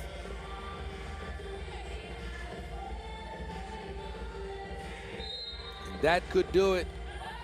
One free throw to follow. Nourala Talat Abdelalim with the free throw to put the Democratic Republic of Congo out of its misery. And there you have it, 21-7.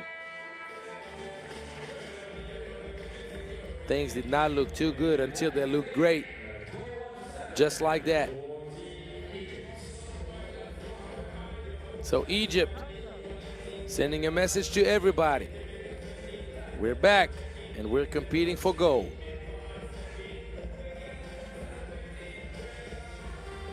Next game up is going to be Uganda against Tunisia.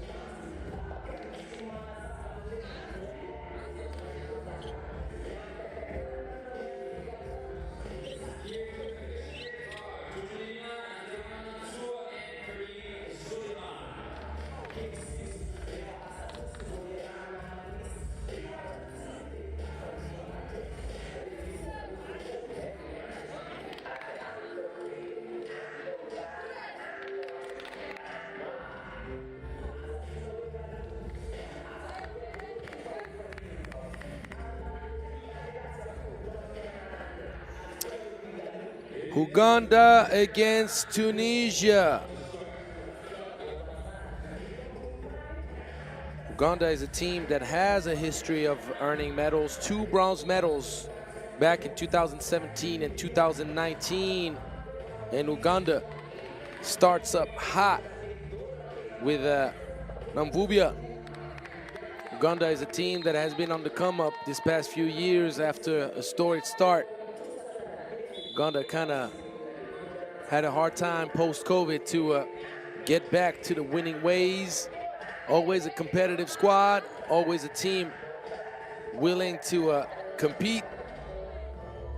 They haven't found a way to get the results they would be hoping for. Let's see if this year could be the year of Uganda's comeback on the podium.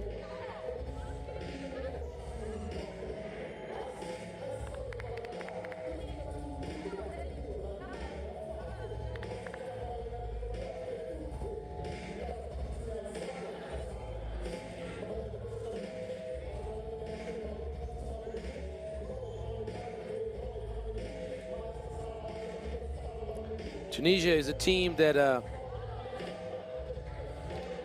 hasn't earned a medal yet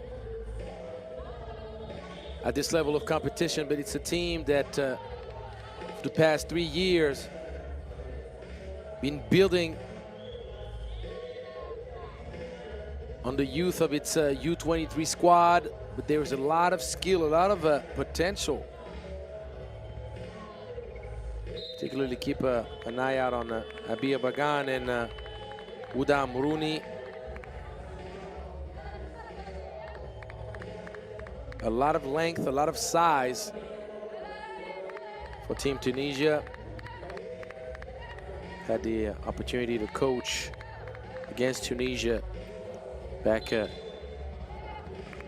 2023 at the Mediterranean Beach Games. And Tunisia went all the way to the semifinals, but missed out on a medal.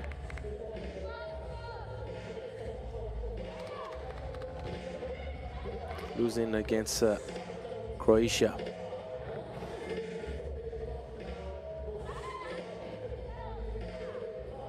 So 3-1 Uganda. And that's going to be a foul. Amuruni a little bit too eager to contest that long two.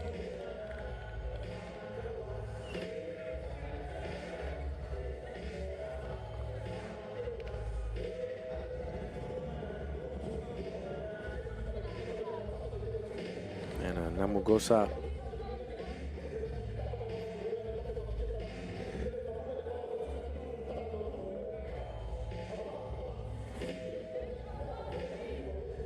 goes 1 for 2, 3-point lead. That's the way you capitalize on length and strength.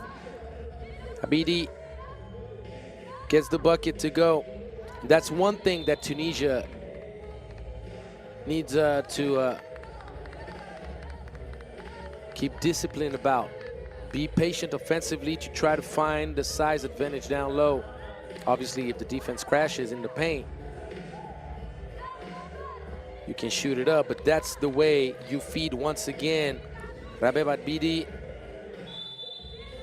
And Abidi with back-to-back buckets, but defensively, Uganda with a Namugosa speed will try to respond big.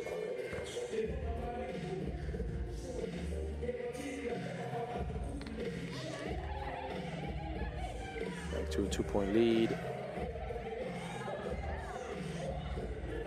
This time around, Namugosa paid attention. There's going to be a travel right here. Akello.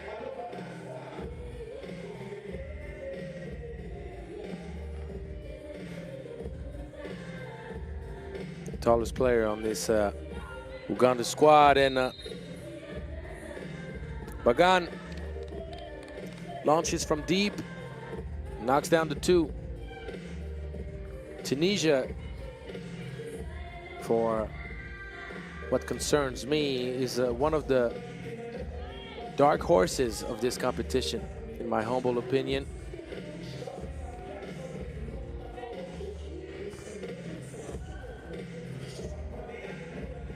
Good defense.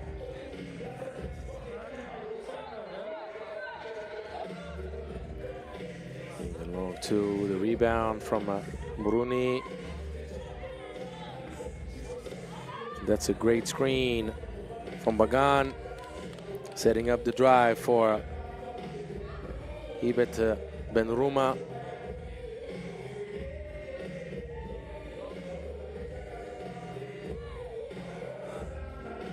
And that is a 1. Feet on line.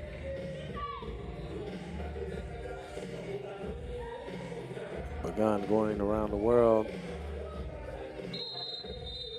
That's going to be a 12-second shot clock violation. Over dribbling a little bit. Abir Bagan.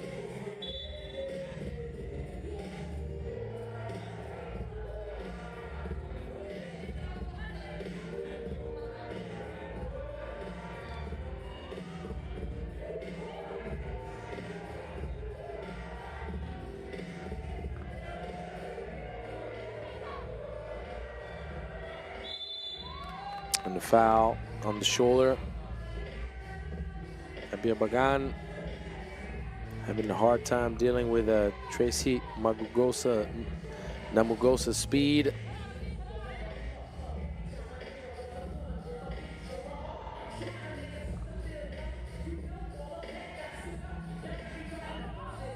And Namugosa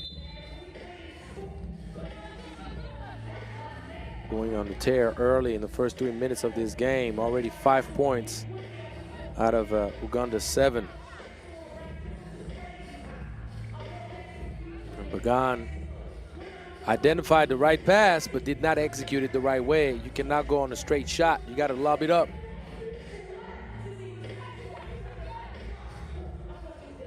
And Bagan knocks down the 2 just for you. Making up for the turnover. And right back at her, Tracy Namugosa going to work. 7 out of the Uganda's 9 points. She is not messing around. Tracy keeping Uganda afloat. Tunisia not capitalizing on size advantage quite enough, in my humble opinion, early in this game. Interesting game. Let's see how things will turn out. Obviously, we still have a long time to play in this game.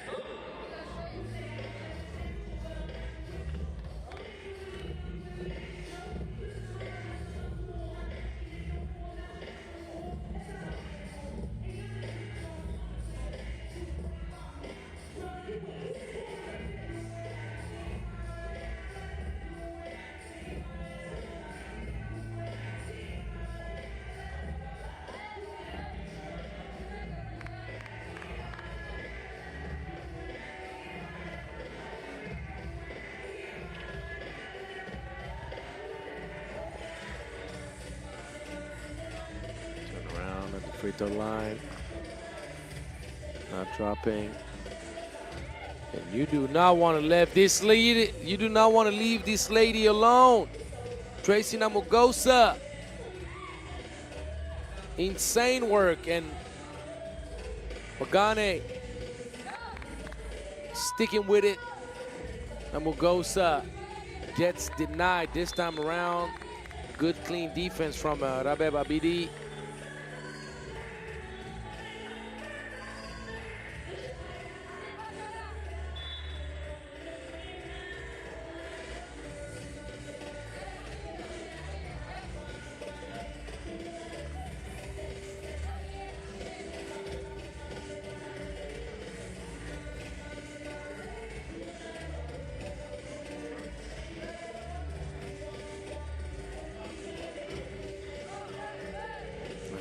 Beautiful backdoor cut, the nice feed from Lokwameri. The response. And the game is just speeding up right now. Got a great scoring pace.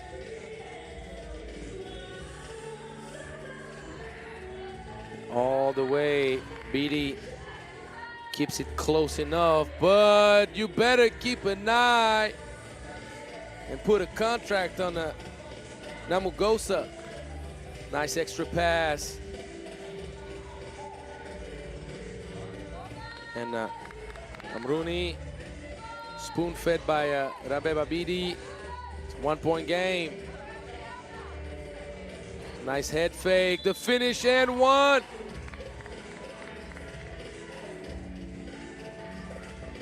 Anvubia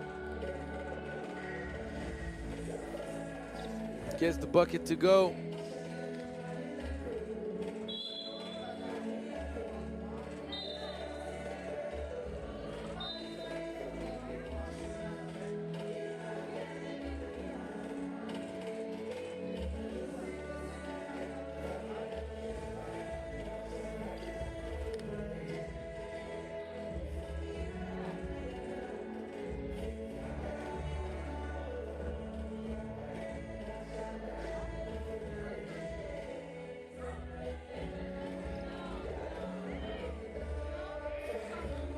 So Uganda leading by 2. And Mruni keeps it a 1-point game. Gosa this time around is too short. The flash inside. Not seen by Benruma. Benruma drives hard to the cup, draws the foul. So I thought that the previous play was an and one, but maybe the ball did not go in. Looked like it did. So tie game, 14 apiece. Hibet Benruma ties things up. The kick out pass. Nanvubia rejected. Great hands, great defense. That's a quick trigger. Bagan, a little bit impatient and Euro stepping right over Benruma. It's not paying off. The foul. Biajadidi Bagan.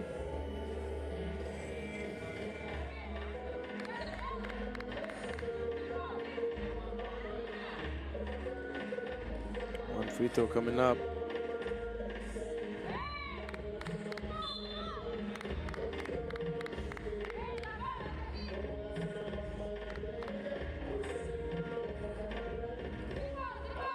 So Tunisia takes the lead back. So yeah, it wasn't an and one.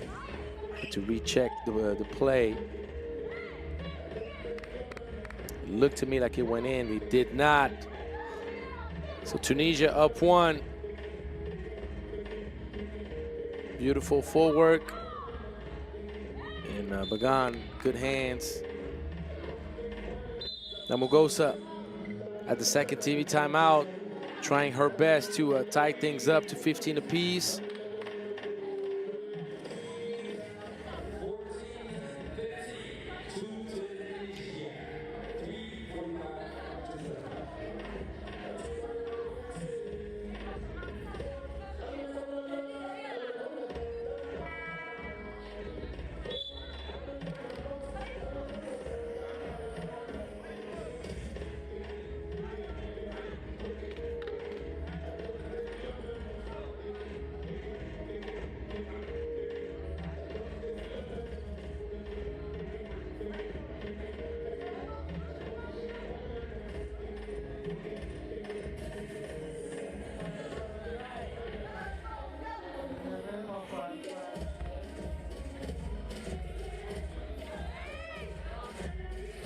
Freed up.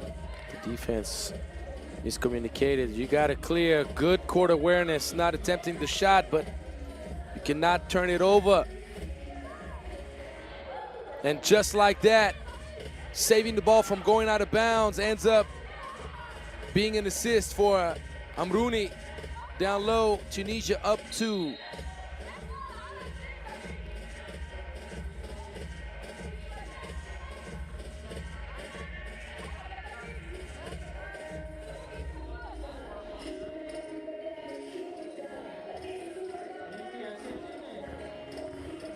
The drive and the beautiful pass.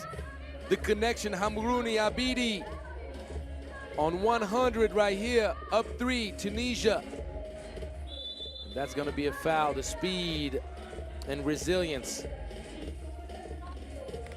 of Tracy Namugosa.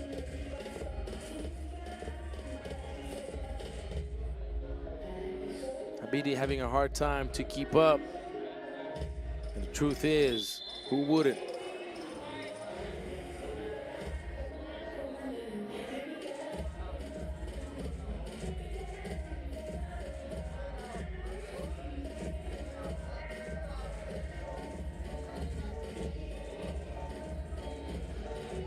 Namugosa going on a crazy scoring tear. Quick trigger from Amrouni. Bagan gives it back. Amrouni thought about it. Goes for the little baseline floater. She puts a little bit too much protein in it.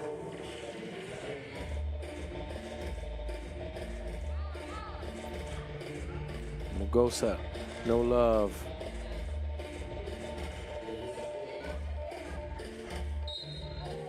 The ball deflected out of bounds.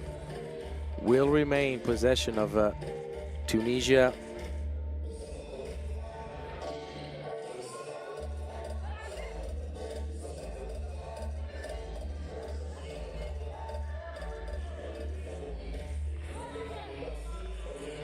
.4 seconds. That's a carry. Indeed, he bet.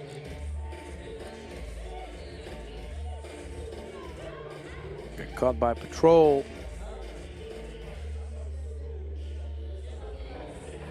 Good touch inside. Winifred Akello gets the bucket to go. Oh yes, the sweet feed, but you gotta finish down low. Trying to take the lead. And Mugosa. It's not dropped, but if you're Tunisia, you hope that this drive and dish from Benruma will not end up being a regretful situation. The foul in the back. Bagan needs to convert through contact.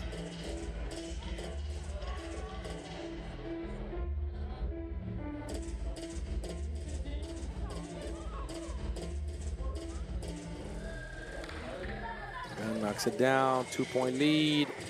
Can Tunisia lock up defensively? Yes, they can.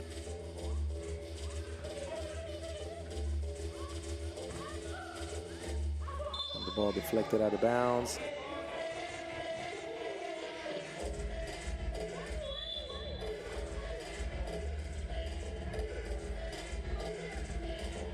Timeout requested by Tunisia.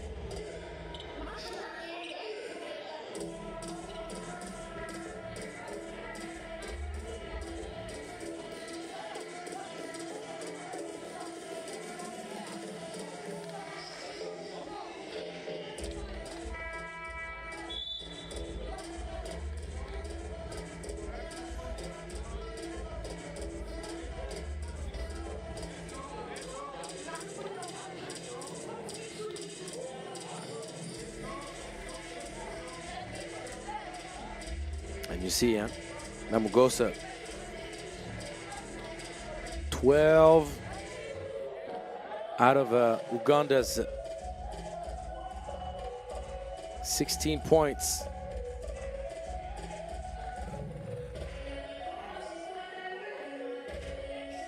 For Tunisia, it's a balanced scoring effort. Got to take the shot. It's going to be a little too late. Tunisia took a little bit too long to trigger the offense. And even if it's not the cleanest of shots, just shoot it up. You might get a chance at an offensive rebound.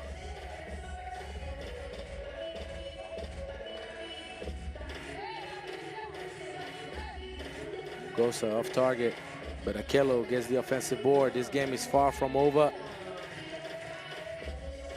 Namugosa, no love.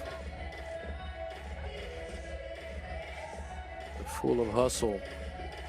Jidi Bagan, quick trigger.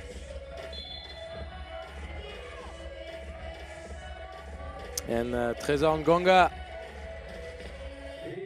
point focal. The head of Congolese 3x3 in attendance, obviously, here with his teams. Nice drive and kick, wide open look. That would have been a big shot, and now time is playing in favor of Tunisia. Running down the clock, being patient. Beautiful feed from Ibet Allah Ben Ruma for Tunisia's leading scorer, Abir Jedidi Bagan. Jedidi Bagan.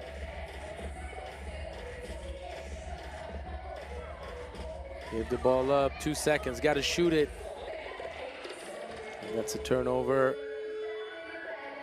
That does not translate with a quick bucket, and Uganda is simply running out of time now. Mugosa can't connect with the rim. And now Tunisia will simply need to hold on to the rock. You can tell with that gesture that a coach is talking about running down the clock. Great pass, Didi Bagan.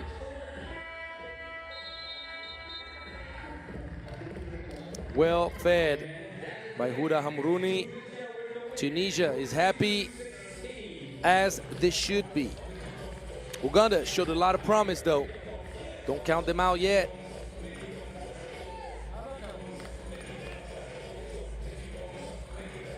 And after a pair of women's game out of Pool A, we're going to have the last qualifying draw game between Botswana and Comoros. You don't want to go anywhere. Stay put.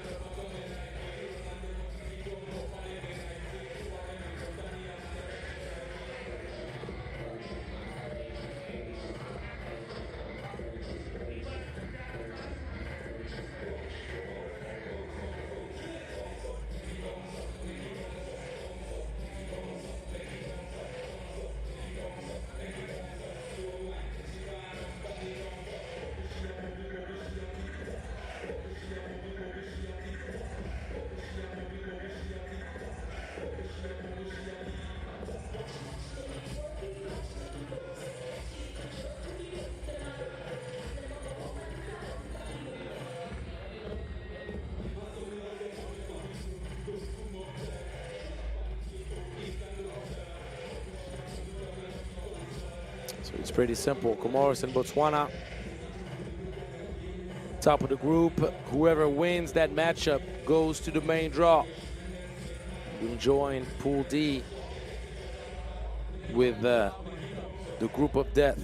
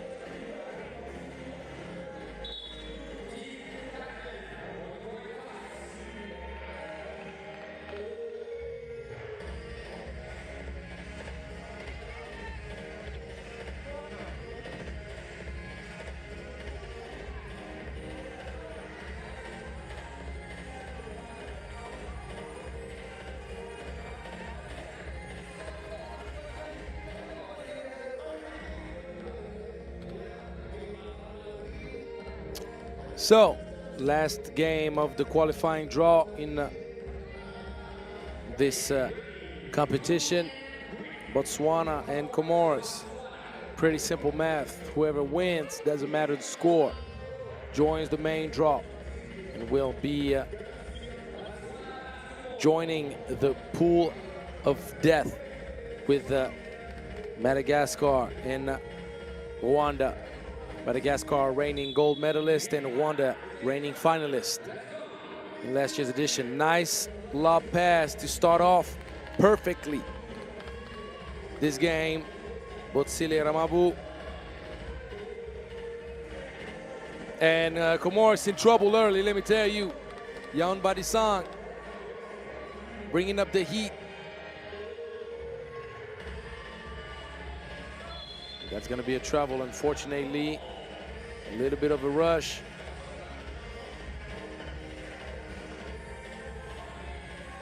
The ladies of Comoros looking upon the boys. For Comoros, it's kind of hard to truly grasp how competitive of a team they can be, because that game against Somalia was just a beatdown. Somalia had no energy, no intensity defensively. So you cannot say that Comoros was battle tested yet. Botswana was more battled in that first game. Nice drive by Yanis Kari.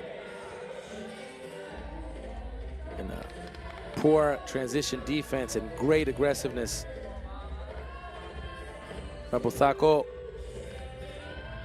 dumping it off and feeding perfectly Motswadira.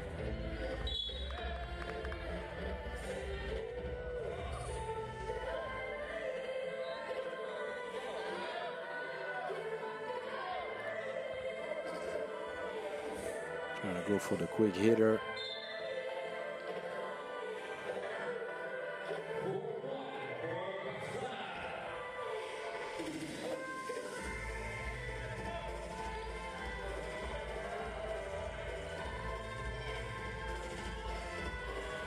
Sweet take, sweet finish. Farid Ramir, who shot the lights out against Somalia.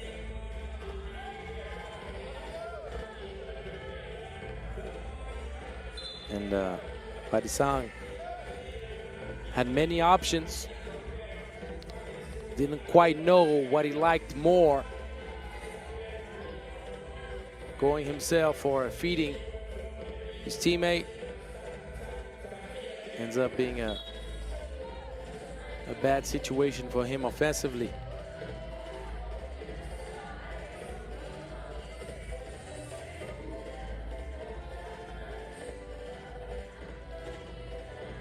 Badisang short. Good rebound by Bakar Oyab.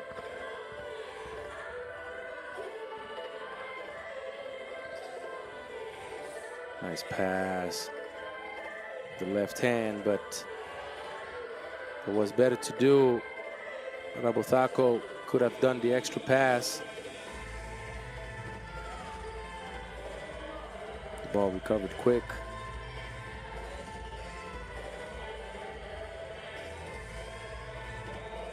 Main game. And the ball deflected out of bounds.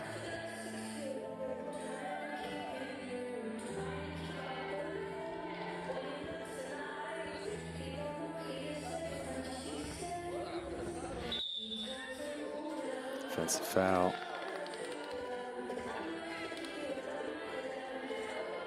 Bakar Abdul Oyab.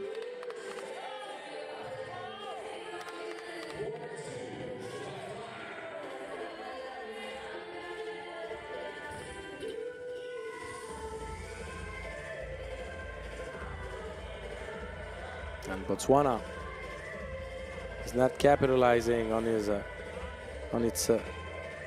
opportunities. Luckily for Botswana, Yanis Kari misses what is usually an easy lay for him with the left.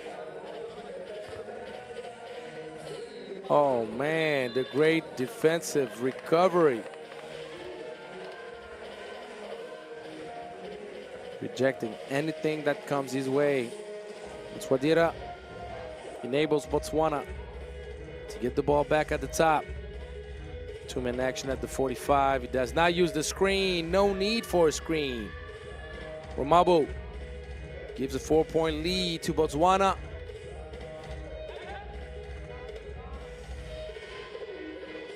It's a very strong take.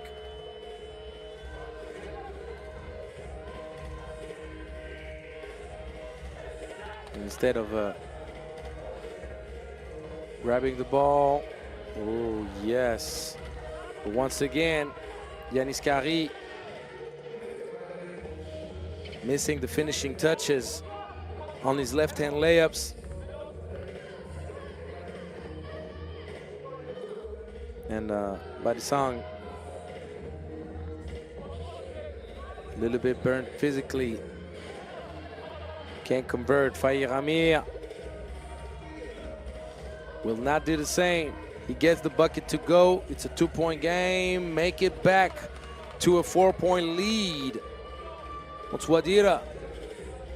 And now it becomes a shootout. Pshum, pshum. Yanis Kari finding his touch from long range.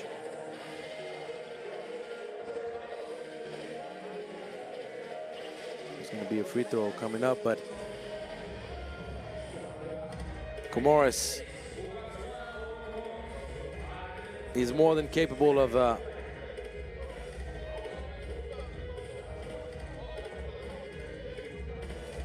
finding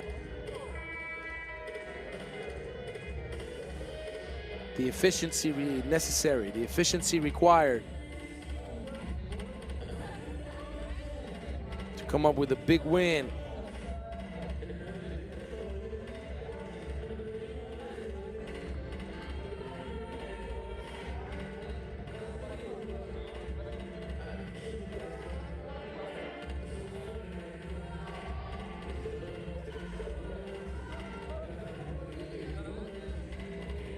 Badisang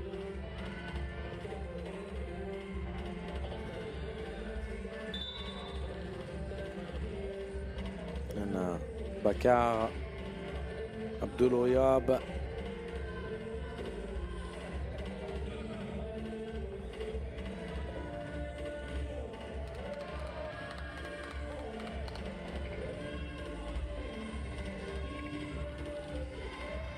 And look at this defense.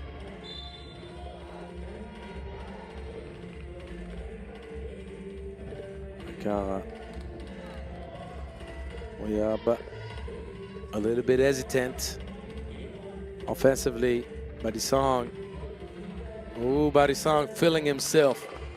Going with the sweet hezzy. Knocks down the midi. Up 5, Botswana. Starting to smell the main draw. Ooh, Yanis Kari.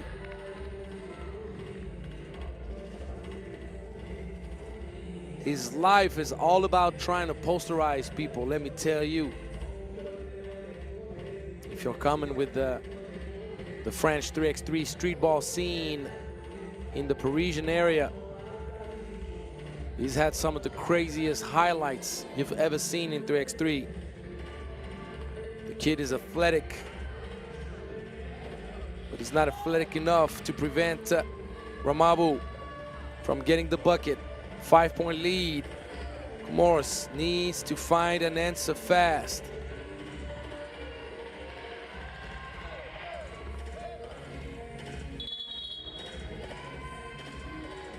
There's going to be a travel call.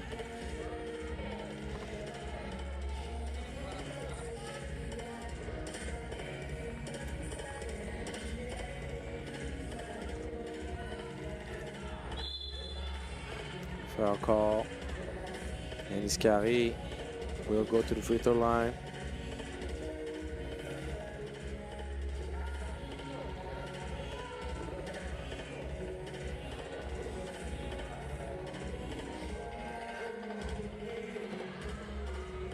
The missed free throw. Details matter. Stepping back. Ooh! Botsile Ramabu showing Botswana the way to Pool D action. Yanis Kari said, look, we're not done yet. 4 minutes is a long time.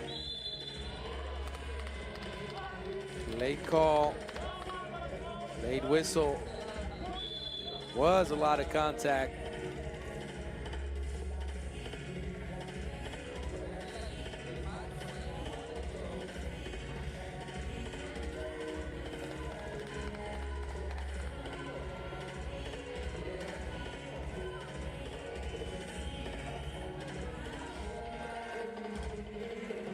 Badisang knocks it down.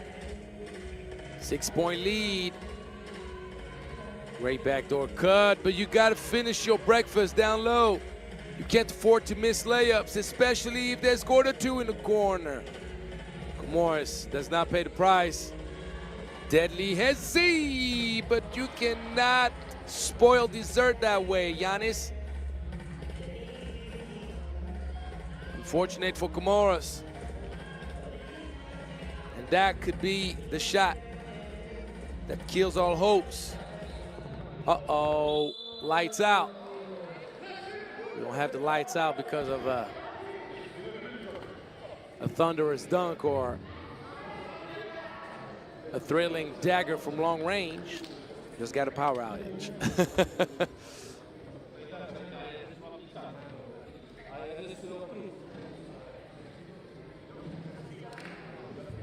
So we're gonna have a power coming back very soon.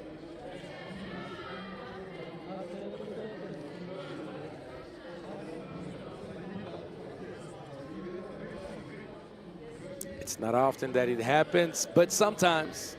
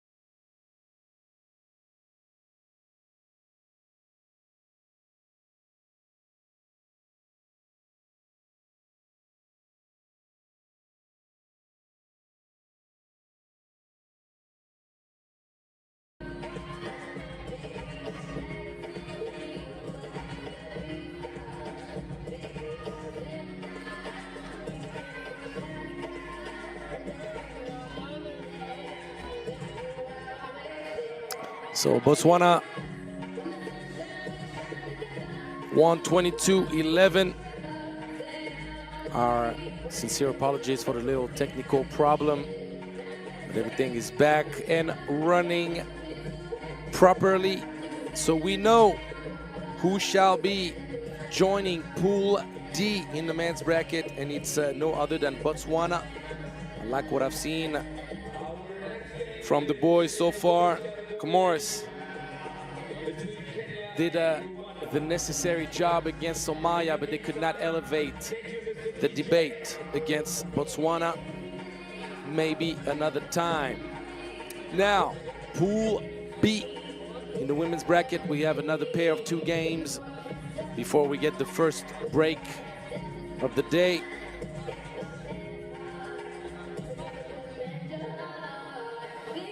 It's going to be Kenya against Rwanda.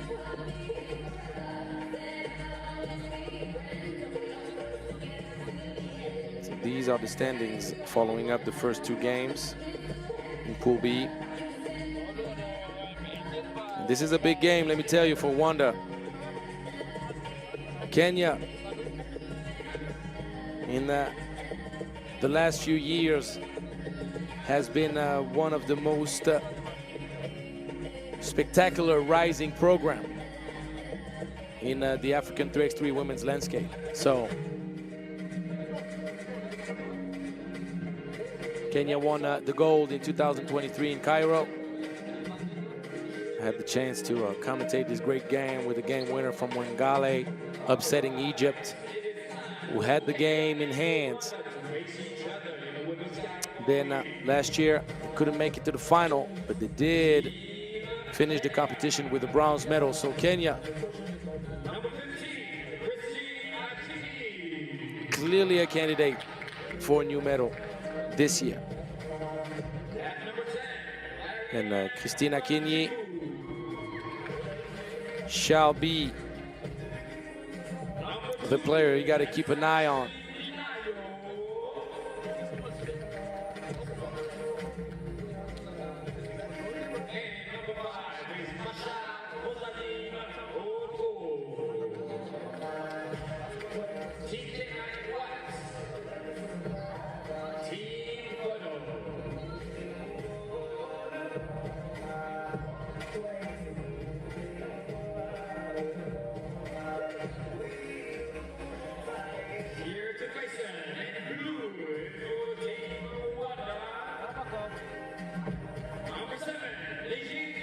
In the women's bracket, having a field of 10 teams, 2 pools of 5 teams, there won't be any quarterfinals. We'll go straight to the semis, so the top 2 teams out of Group A and Group B will join the knockout round party on Sunday.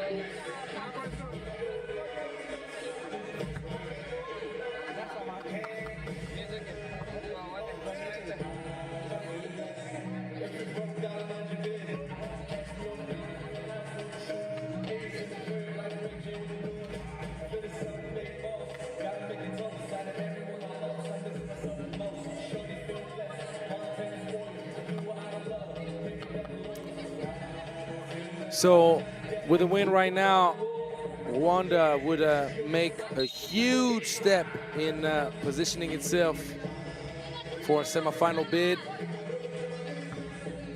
Kenya is a team that is very physical, physically towering over most teams, and giving the ball inside, down low to Wanjiku is clearly a good idea. Wanjiku wanted to alternate between the inside to the outside. It's short.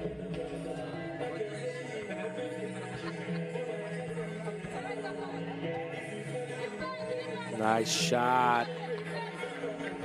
Pull back. Zewa.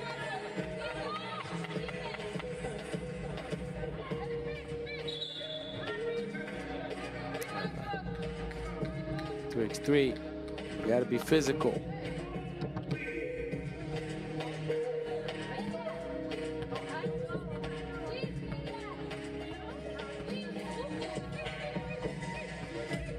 For Rwanda, Muzewa had 9 points and 4 rebounds in the first matchup against Botswana. Kinyi needs to do a much better job finishing. You cannot afford to miss those easy layups. Kinyi is too good of a player to waste those opportunities. That was a tough task to escape the defense. Zewa did a good job. And Minayo gets the second bucket for Kenya. Good patience. And the steal from Wizewa after this bucket from Wimpuwe.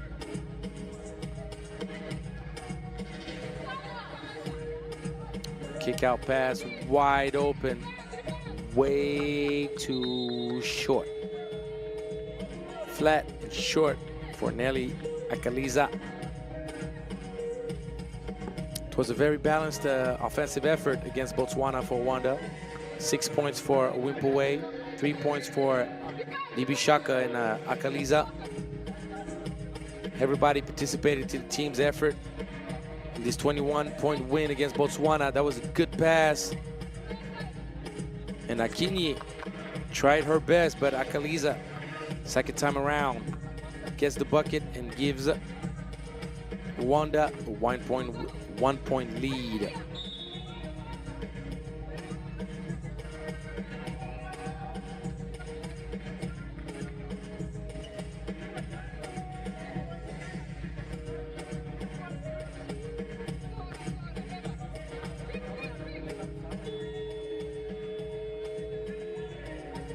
We've got 19 games today.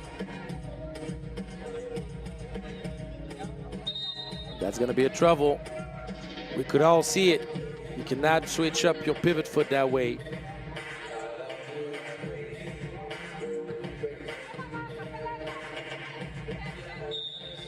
That's going to be an offensive foul on Wanjiku.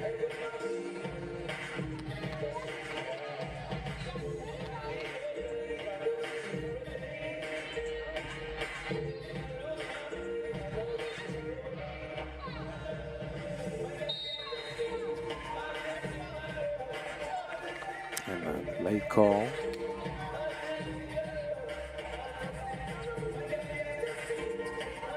Which ends up sending Wimpuwe to the free throw line.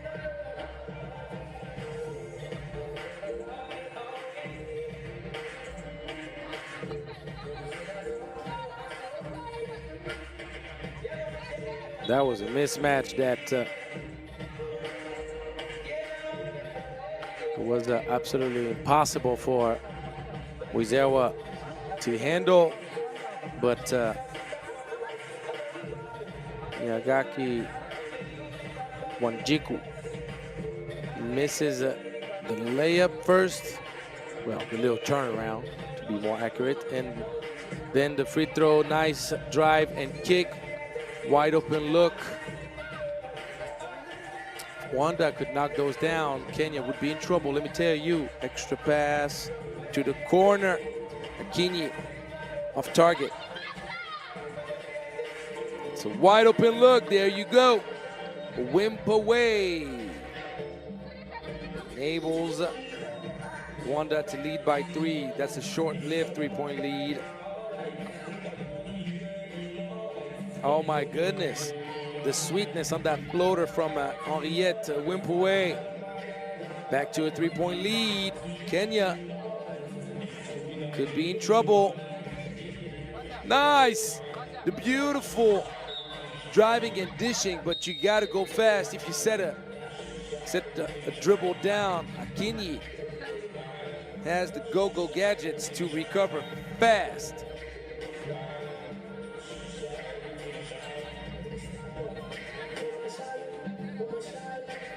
You can't forget, Christina Akinyi is close to 6'3", at 1.87 m. Mariana Nyagaki Wanjiku, 1.86 m. And Mashar Oko, 1.85 m. So the triplet tower, close to 6'3" for Kenya. That was a good shot before the expiration of the 12-second shot clock. Wimpaway went for the floater. She got no love on it. That was the right play, though. Good hands. The ball deflected out of bounds by Muzewa.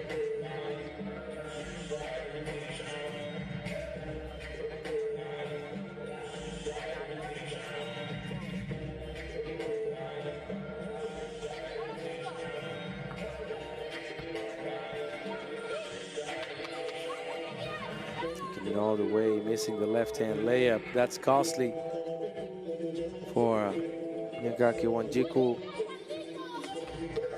Oh my goodness, the sweetness, the body control, off balance. Muzewa getting away from Akinyi, and if Nyagaki Wanjiku keeps on missing those layups, Rwanda will keep on building a lead that could end up being unsurmountable. Kick out pass for a wide open Muzewa. She misses. Nice cross. Once again, the finishing touch is missing on Kenya's part. I remind you, with the win, Rwanda would take control of the group. Akinyi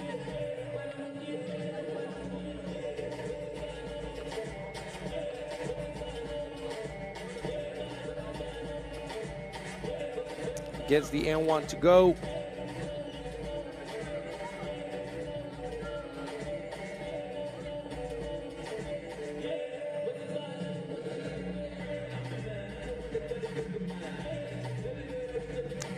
She does the free throw also.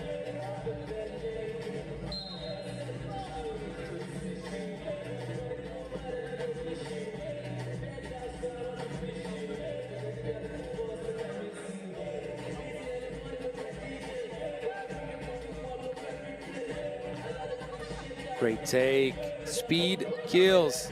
And Minayo needs to do a much better job defensively, but she makes up for it right away.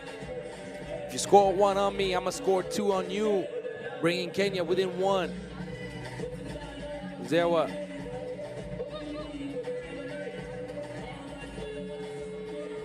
Did not get it on the rim.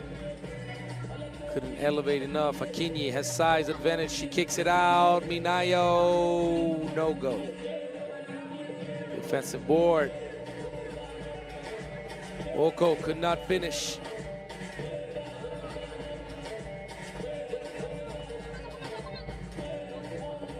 And the foul call right before the second TV timeout. Nibishaka. will go to the free throw line.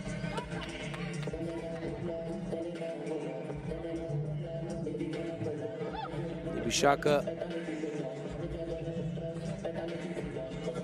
puts Rwanda up 2 once again.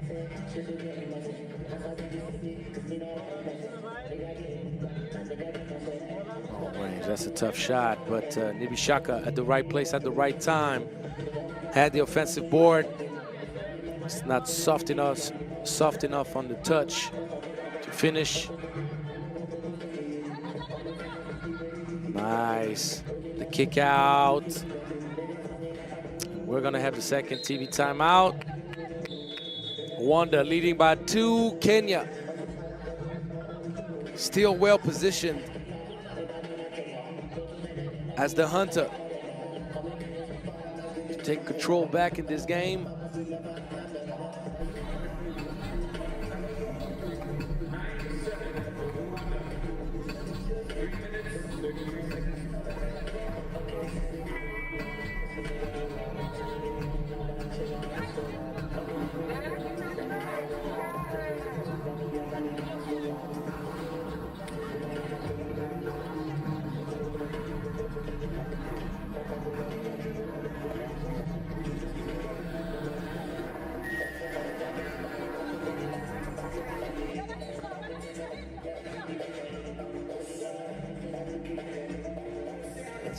Short, good box out.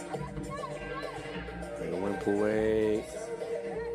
Kaliza a little bit fast with the trigger by herself. She had about an hour to take the shot. Minayo misses.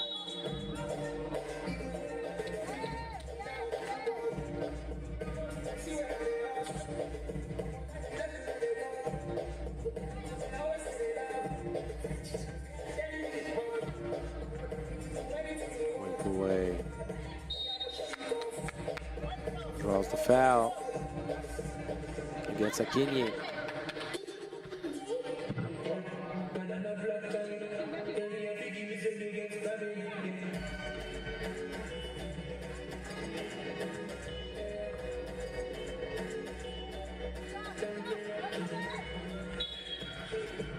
There's going to be a delay of game.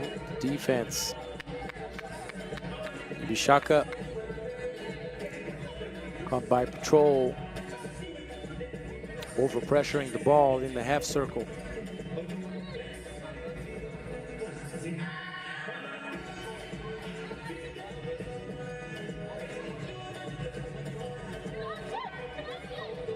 The nice flash, but Kenya mishandling the rock quite a bit on this possession. Could not find Akinyi within legal time limits. The 12-second shot clock expired. Nice drive and dish. The length of Kenya makes everything hard. You're gonna have to shoot it. She does. And the offensive board. Wimp away. Tries to use up speed, and she went from fast to slow. Akinyi thought maybe she was going to try to go on the other side of the rim. Beautiful touch. Wimp away. Coming up big. Rwanda. As I mentioned a little bit earlier, on the men's side, Rwanda has found great success in the past 2 years. Well, in the past 3 years, but I meant in the past 2 editions that the men's participated in the Africa Cup.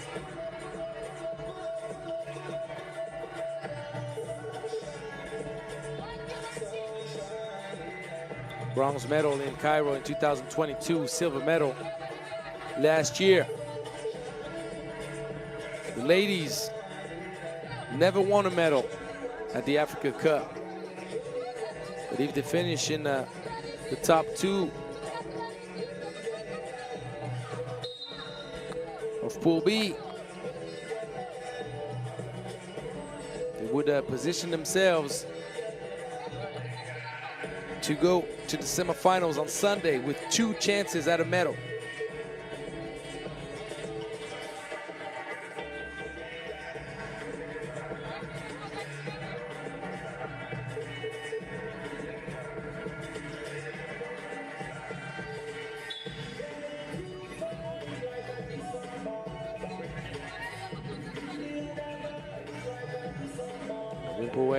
with 7 points now out of Rwanda's 12.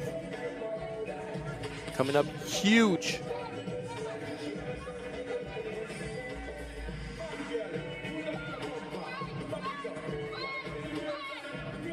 That's a big bucket for Minayo to keep hopes alive.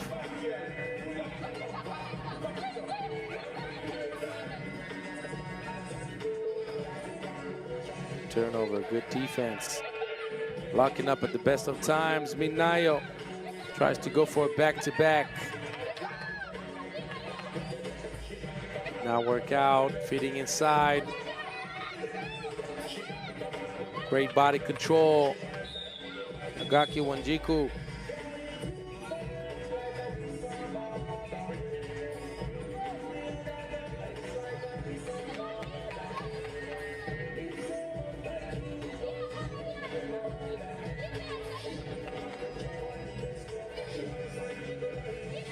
Oh my goodness, a wimp away. Henriette Wimpaway willing her team to top seed after 2 games. 57 seconds. It's gonna be complicated for Kenya. Huge bucket for Henriette Wimpaway.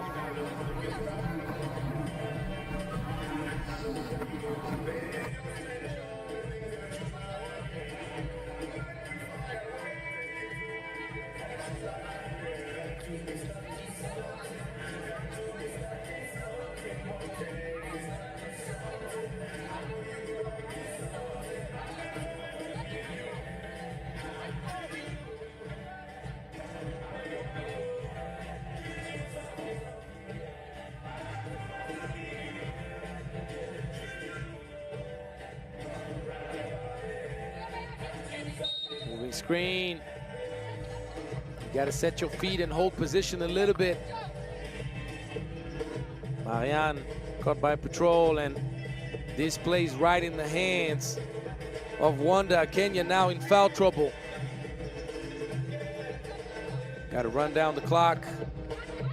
Take a good shot. Beep, beep, see you later, Akinyi.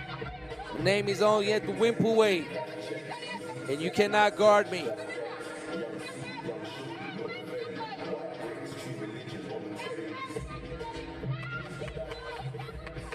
Kenya with the bucket, but time is running out.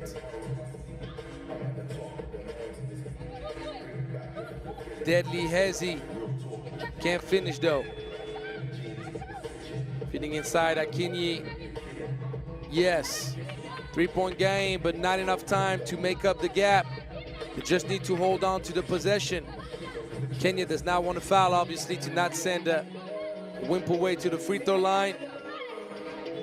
Wimpaway shot it up, but Rwanda will go 2-0.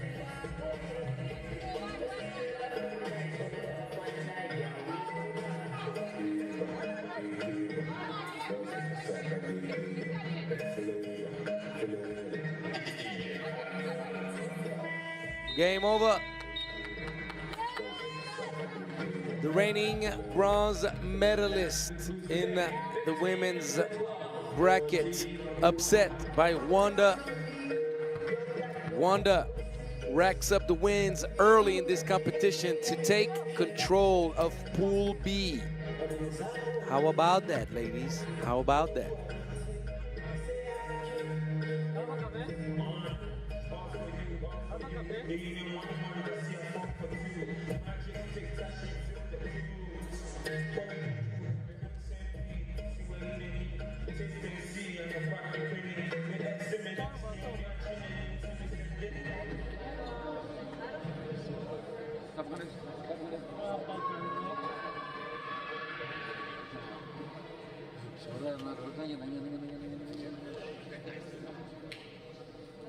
Have a break?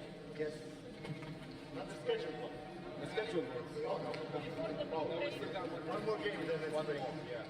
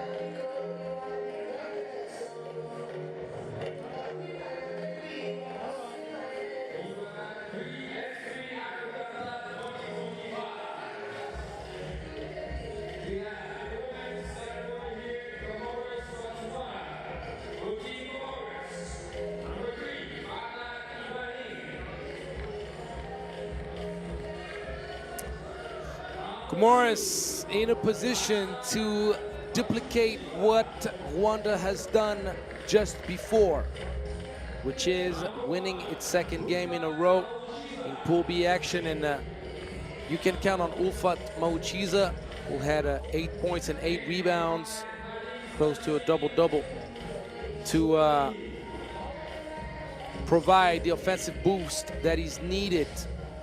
Fardat Ibrahim with a huge bucket to take down Benin late in the stretch. The one little concerning thing about Comoros, who else can provide some type of help offensively? Dynamic duo of Mauchiza and Ibrahim scored 12 of the 13 points, and Asnat Mauchiza was the only one that got a bucket to drop against Benin.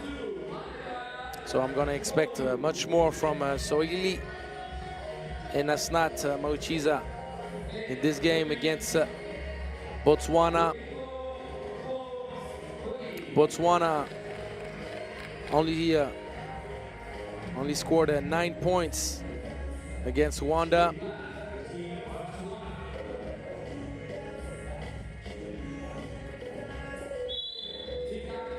And Katlego Janki had 5 points, 5 rebounds, and 3 highlights. Monikatlu and Wengotlo Podi both had 2 points, but that's just not enough. So it's going to be an interesting matchup. Can Comoros double down after a big win against Benin? Benin, who finished 4th in last year's competition, I remind you.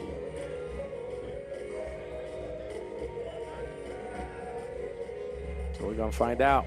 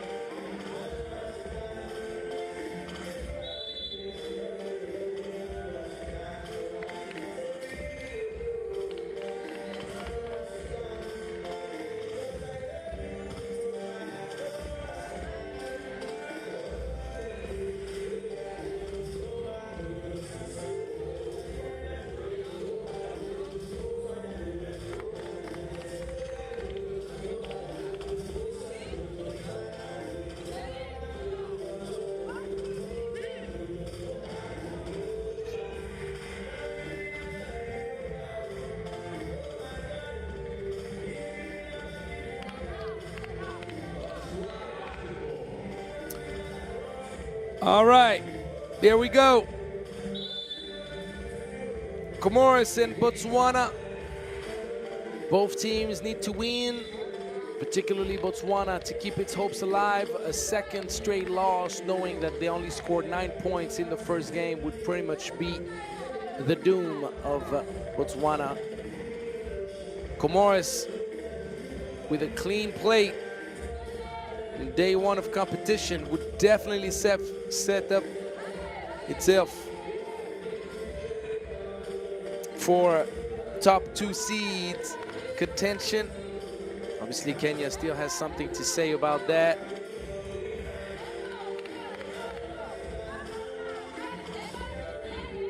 And Benin, obviously. That's a strong take right here.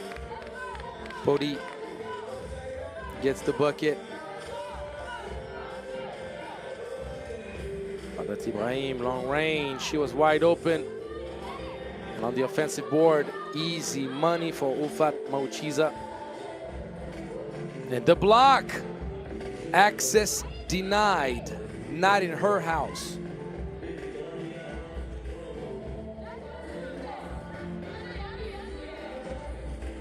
Ufat tries to go for the quick two-pointer.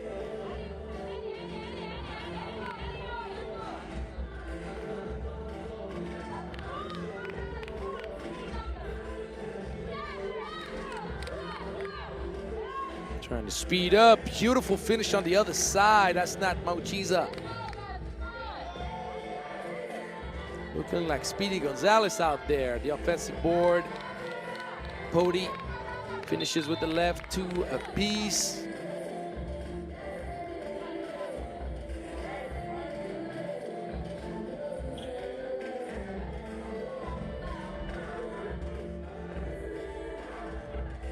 Zoili still didn't score. Top of the key. On the money. Ufat Mauchiza already on pace to be one of the leading scorers in this competition.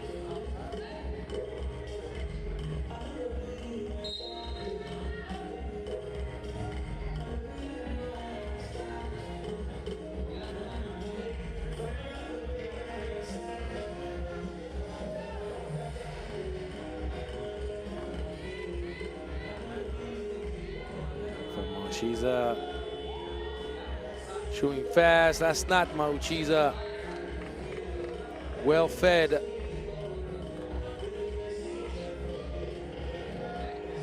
By Soili. 3-point lead. That's a bad pass.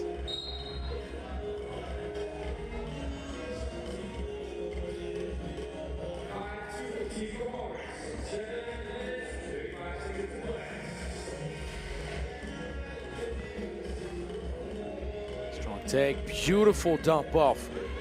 You can count on Podi in this game to stay aggressive and provide a lot of good solutions to Botswana. Ball deflected out of bounds, 1.3 seconds left.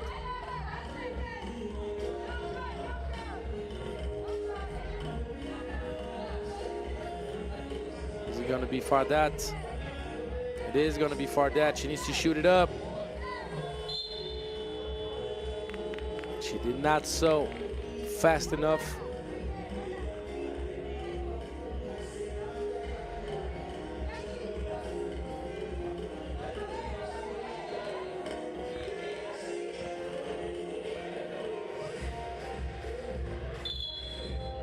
That's going to be a traveling call. One too many steps. Podi not helped up by Janki. Come on, Janki. Your teammate is on the ground right behind you. You got to pay attention to that. Nice little pin down actions to find the curl with Ufat Mauchiza.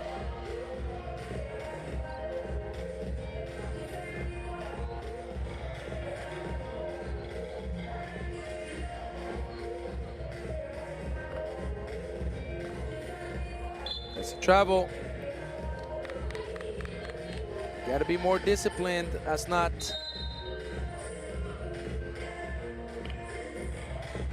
We get the first TV timeout. Reminder of the rule, first dead ball after the 7-minute mark. Get the TV timeout, and that's the same thing at the first dead ball after the 4th-minute mark.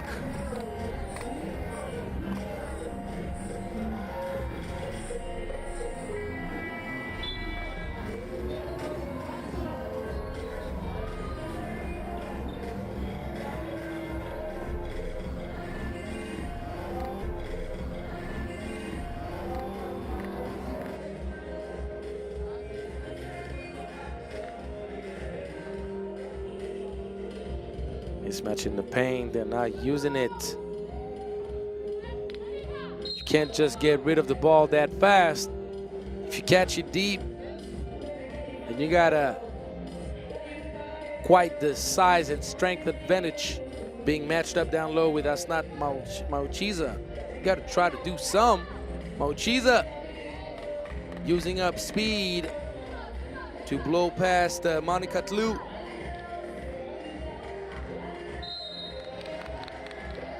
Katlu this time around did not mess around. Post-up action. Foul drawn.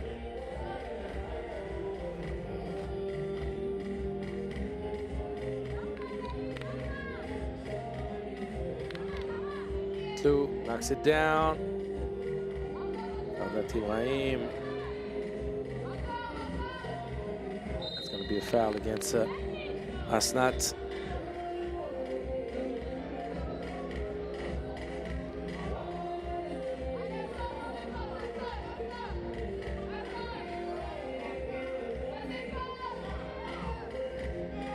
And the question is, can the Comoros survive long enough for Wolfat Mauchiza to come back in the court? Good defense.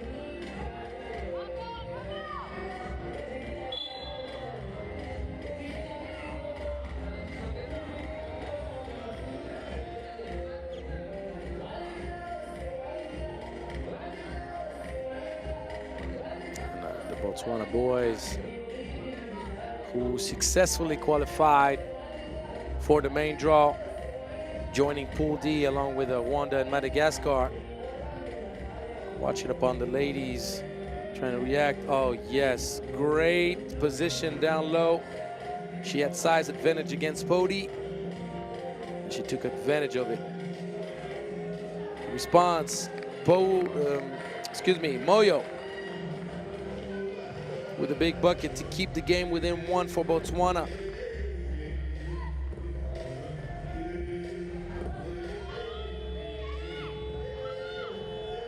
Quick trigger, too long.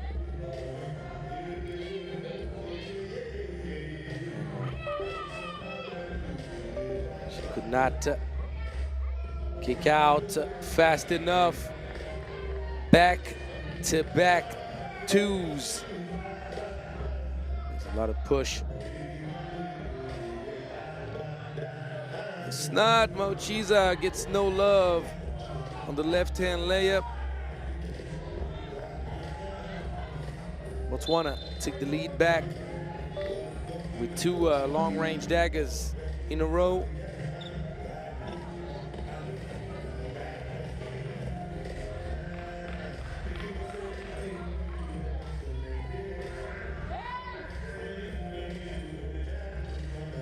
Too tough. Fardat Ibrahim out of control. Wolfat gets the defensive board. Fardat Ibrahim has absolutely no elevation on that shot.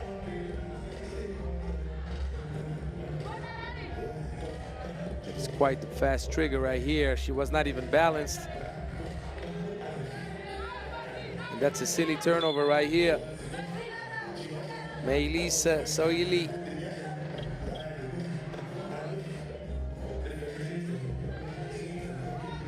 Soili needs to play much stronger. The ball in her hands.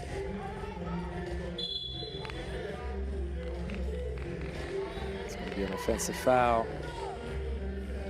Lou trying to bully her way to the cup against Fatma Uchiza.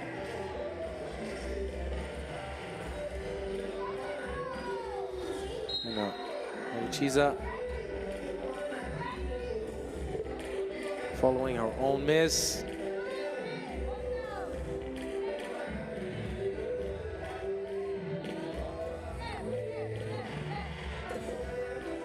All the way to the cup.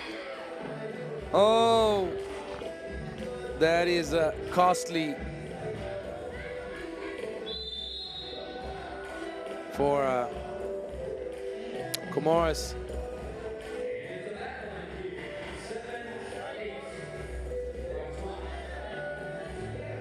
The ball is earned back with that jump ball.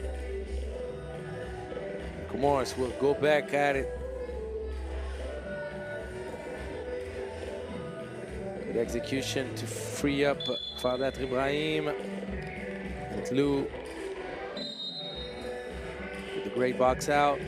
Second TV timeout. And things are quite uncertain in this game. Who can provide some type of offensive boost for Comoros? Feels like outside of Mauchiza, no one has been able to score. Fardat Ibrahim has had a few open looks. She has not been able to find the range. Lou sees the ball rim out.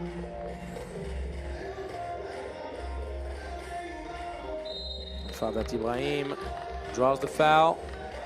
She had a wide open Mauchiza at the 45 on the left.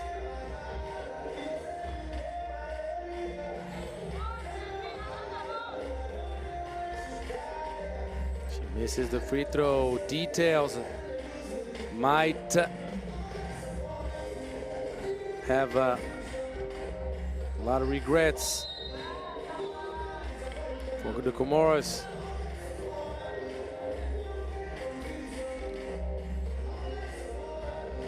The layup from Fatma Uchiza, the free throw from Fardat Ibrahim.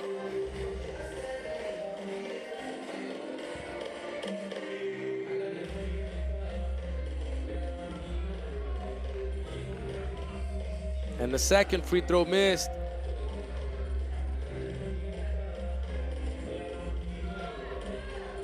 Good hustle. That's not Uchiza.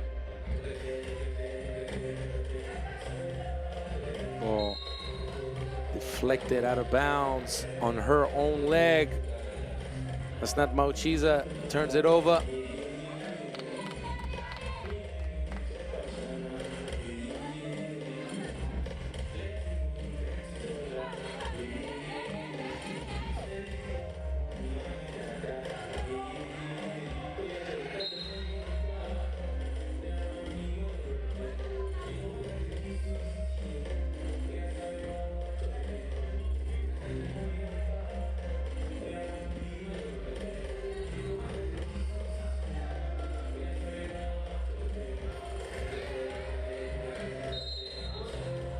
Foul drawn. It's not going to be a shooting foul.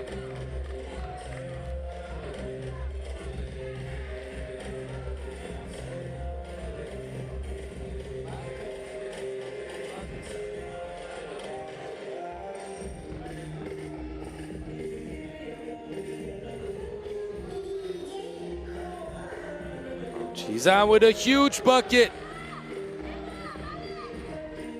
Comoros found some life. The steal, Mauchiza. The Mauchiza dynamic duo for Comoros.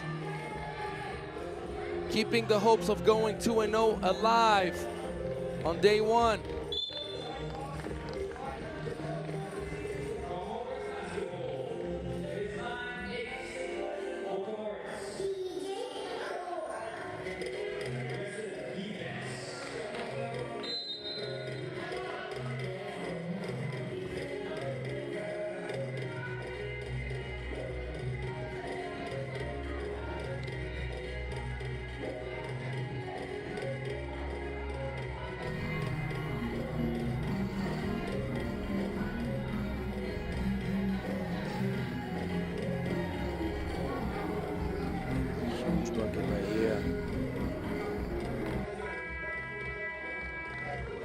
think about it. You have the missed free throws, the missed layups. Comoros are enabling Botswana to stay in the hunt. That's never a good idea. Oh my goodness, another one.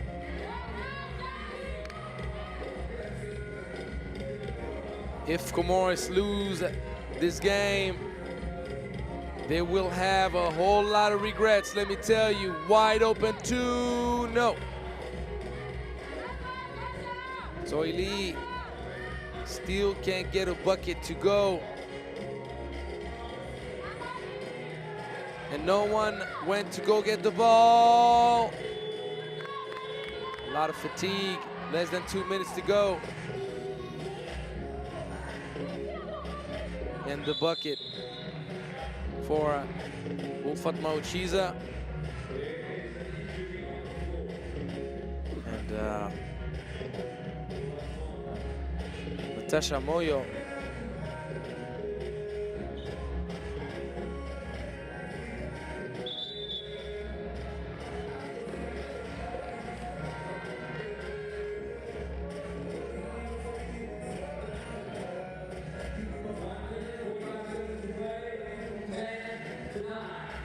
Samoyo going down with some type of injury or strain. I don't know what really is going on. The trainers come in. Is it a calf injury? What is it? Tlu draws the foul. One free throw coming up.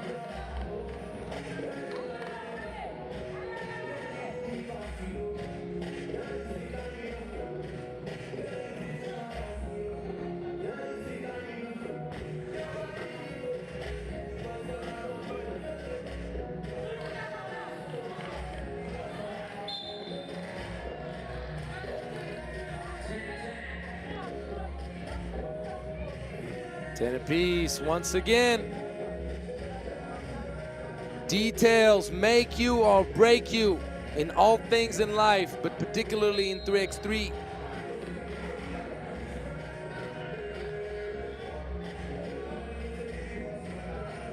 Missed box outs, missed free throws, missed layups, missed defensive assignments. The offensive board. And Mauchiza kind of set herself up for failure when she decided to dribble the ball down instead of going straight back up on the offensive board. Mauchiza! The huge two. With just a little bit over a minute left in this game.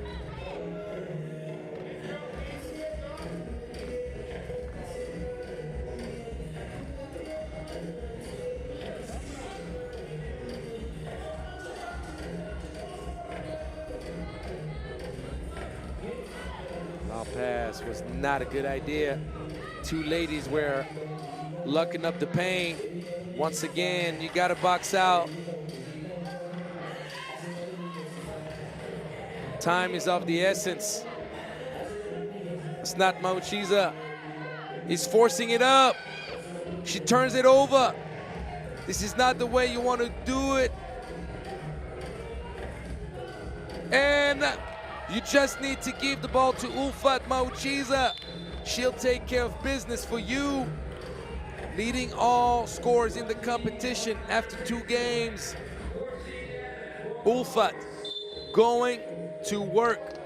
But Asnat Mauchiza needs to learn. The inexperience right there shows no reason to force a drive down the lane if it's not a clear path to the basket. That turnover could have been so critical in case of a Botswana bucket. But luckily, Botswana could not convert. And Ulfat Mauchiza with another important bucket. Another key play. enables Comoros to not only keep control, but potentially beautiful flash, potentially have 9 toes in the semis. It's not done yet, obviously. A lot of games left to play. But Comoros, back-to-back wins, 2-0 record. They escape a scrappy Botswana team. They put everyone on notice.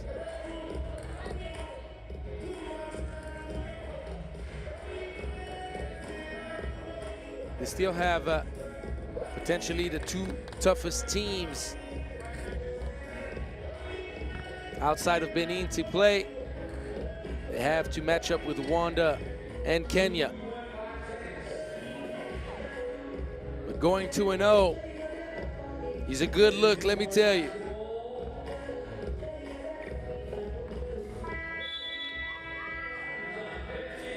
So Botswana 0-2, Comoros 2-0. And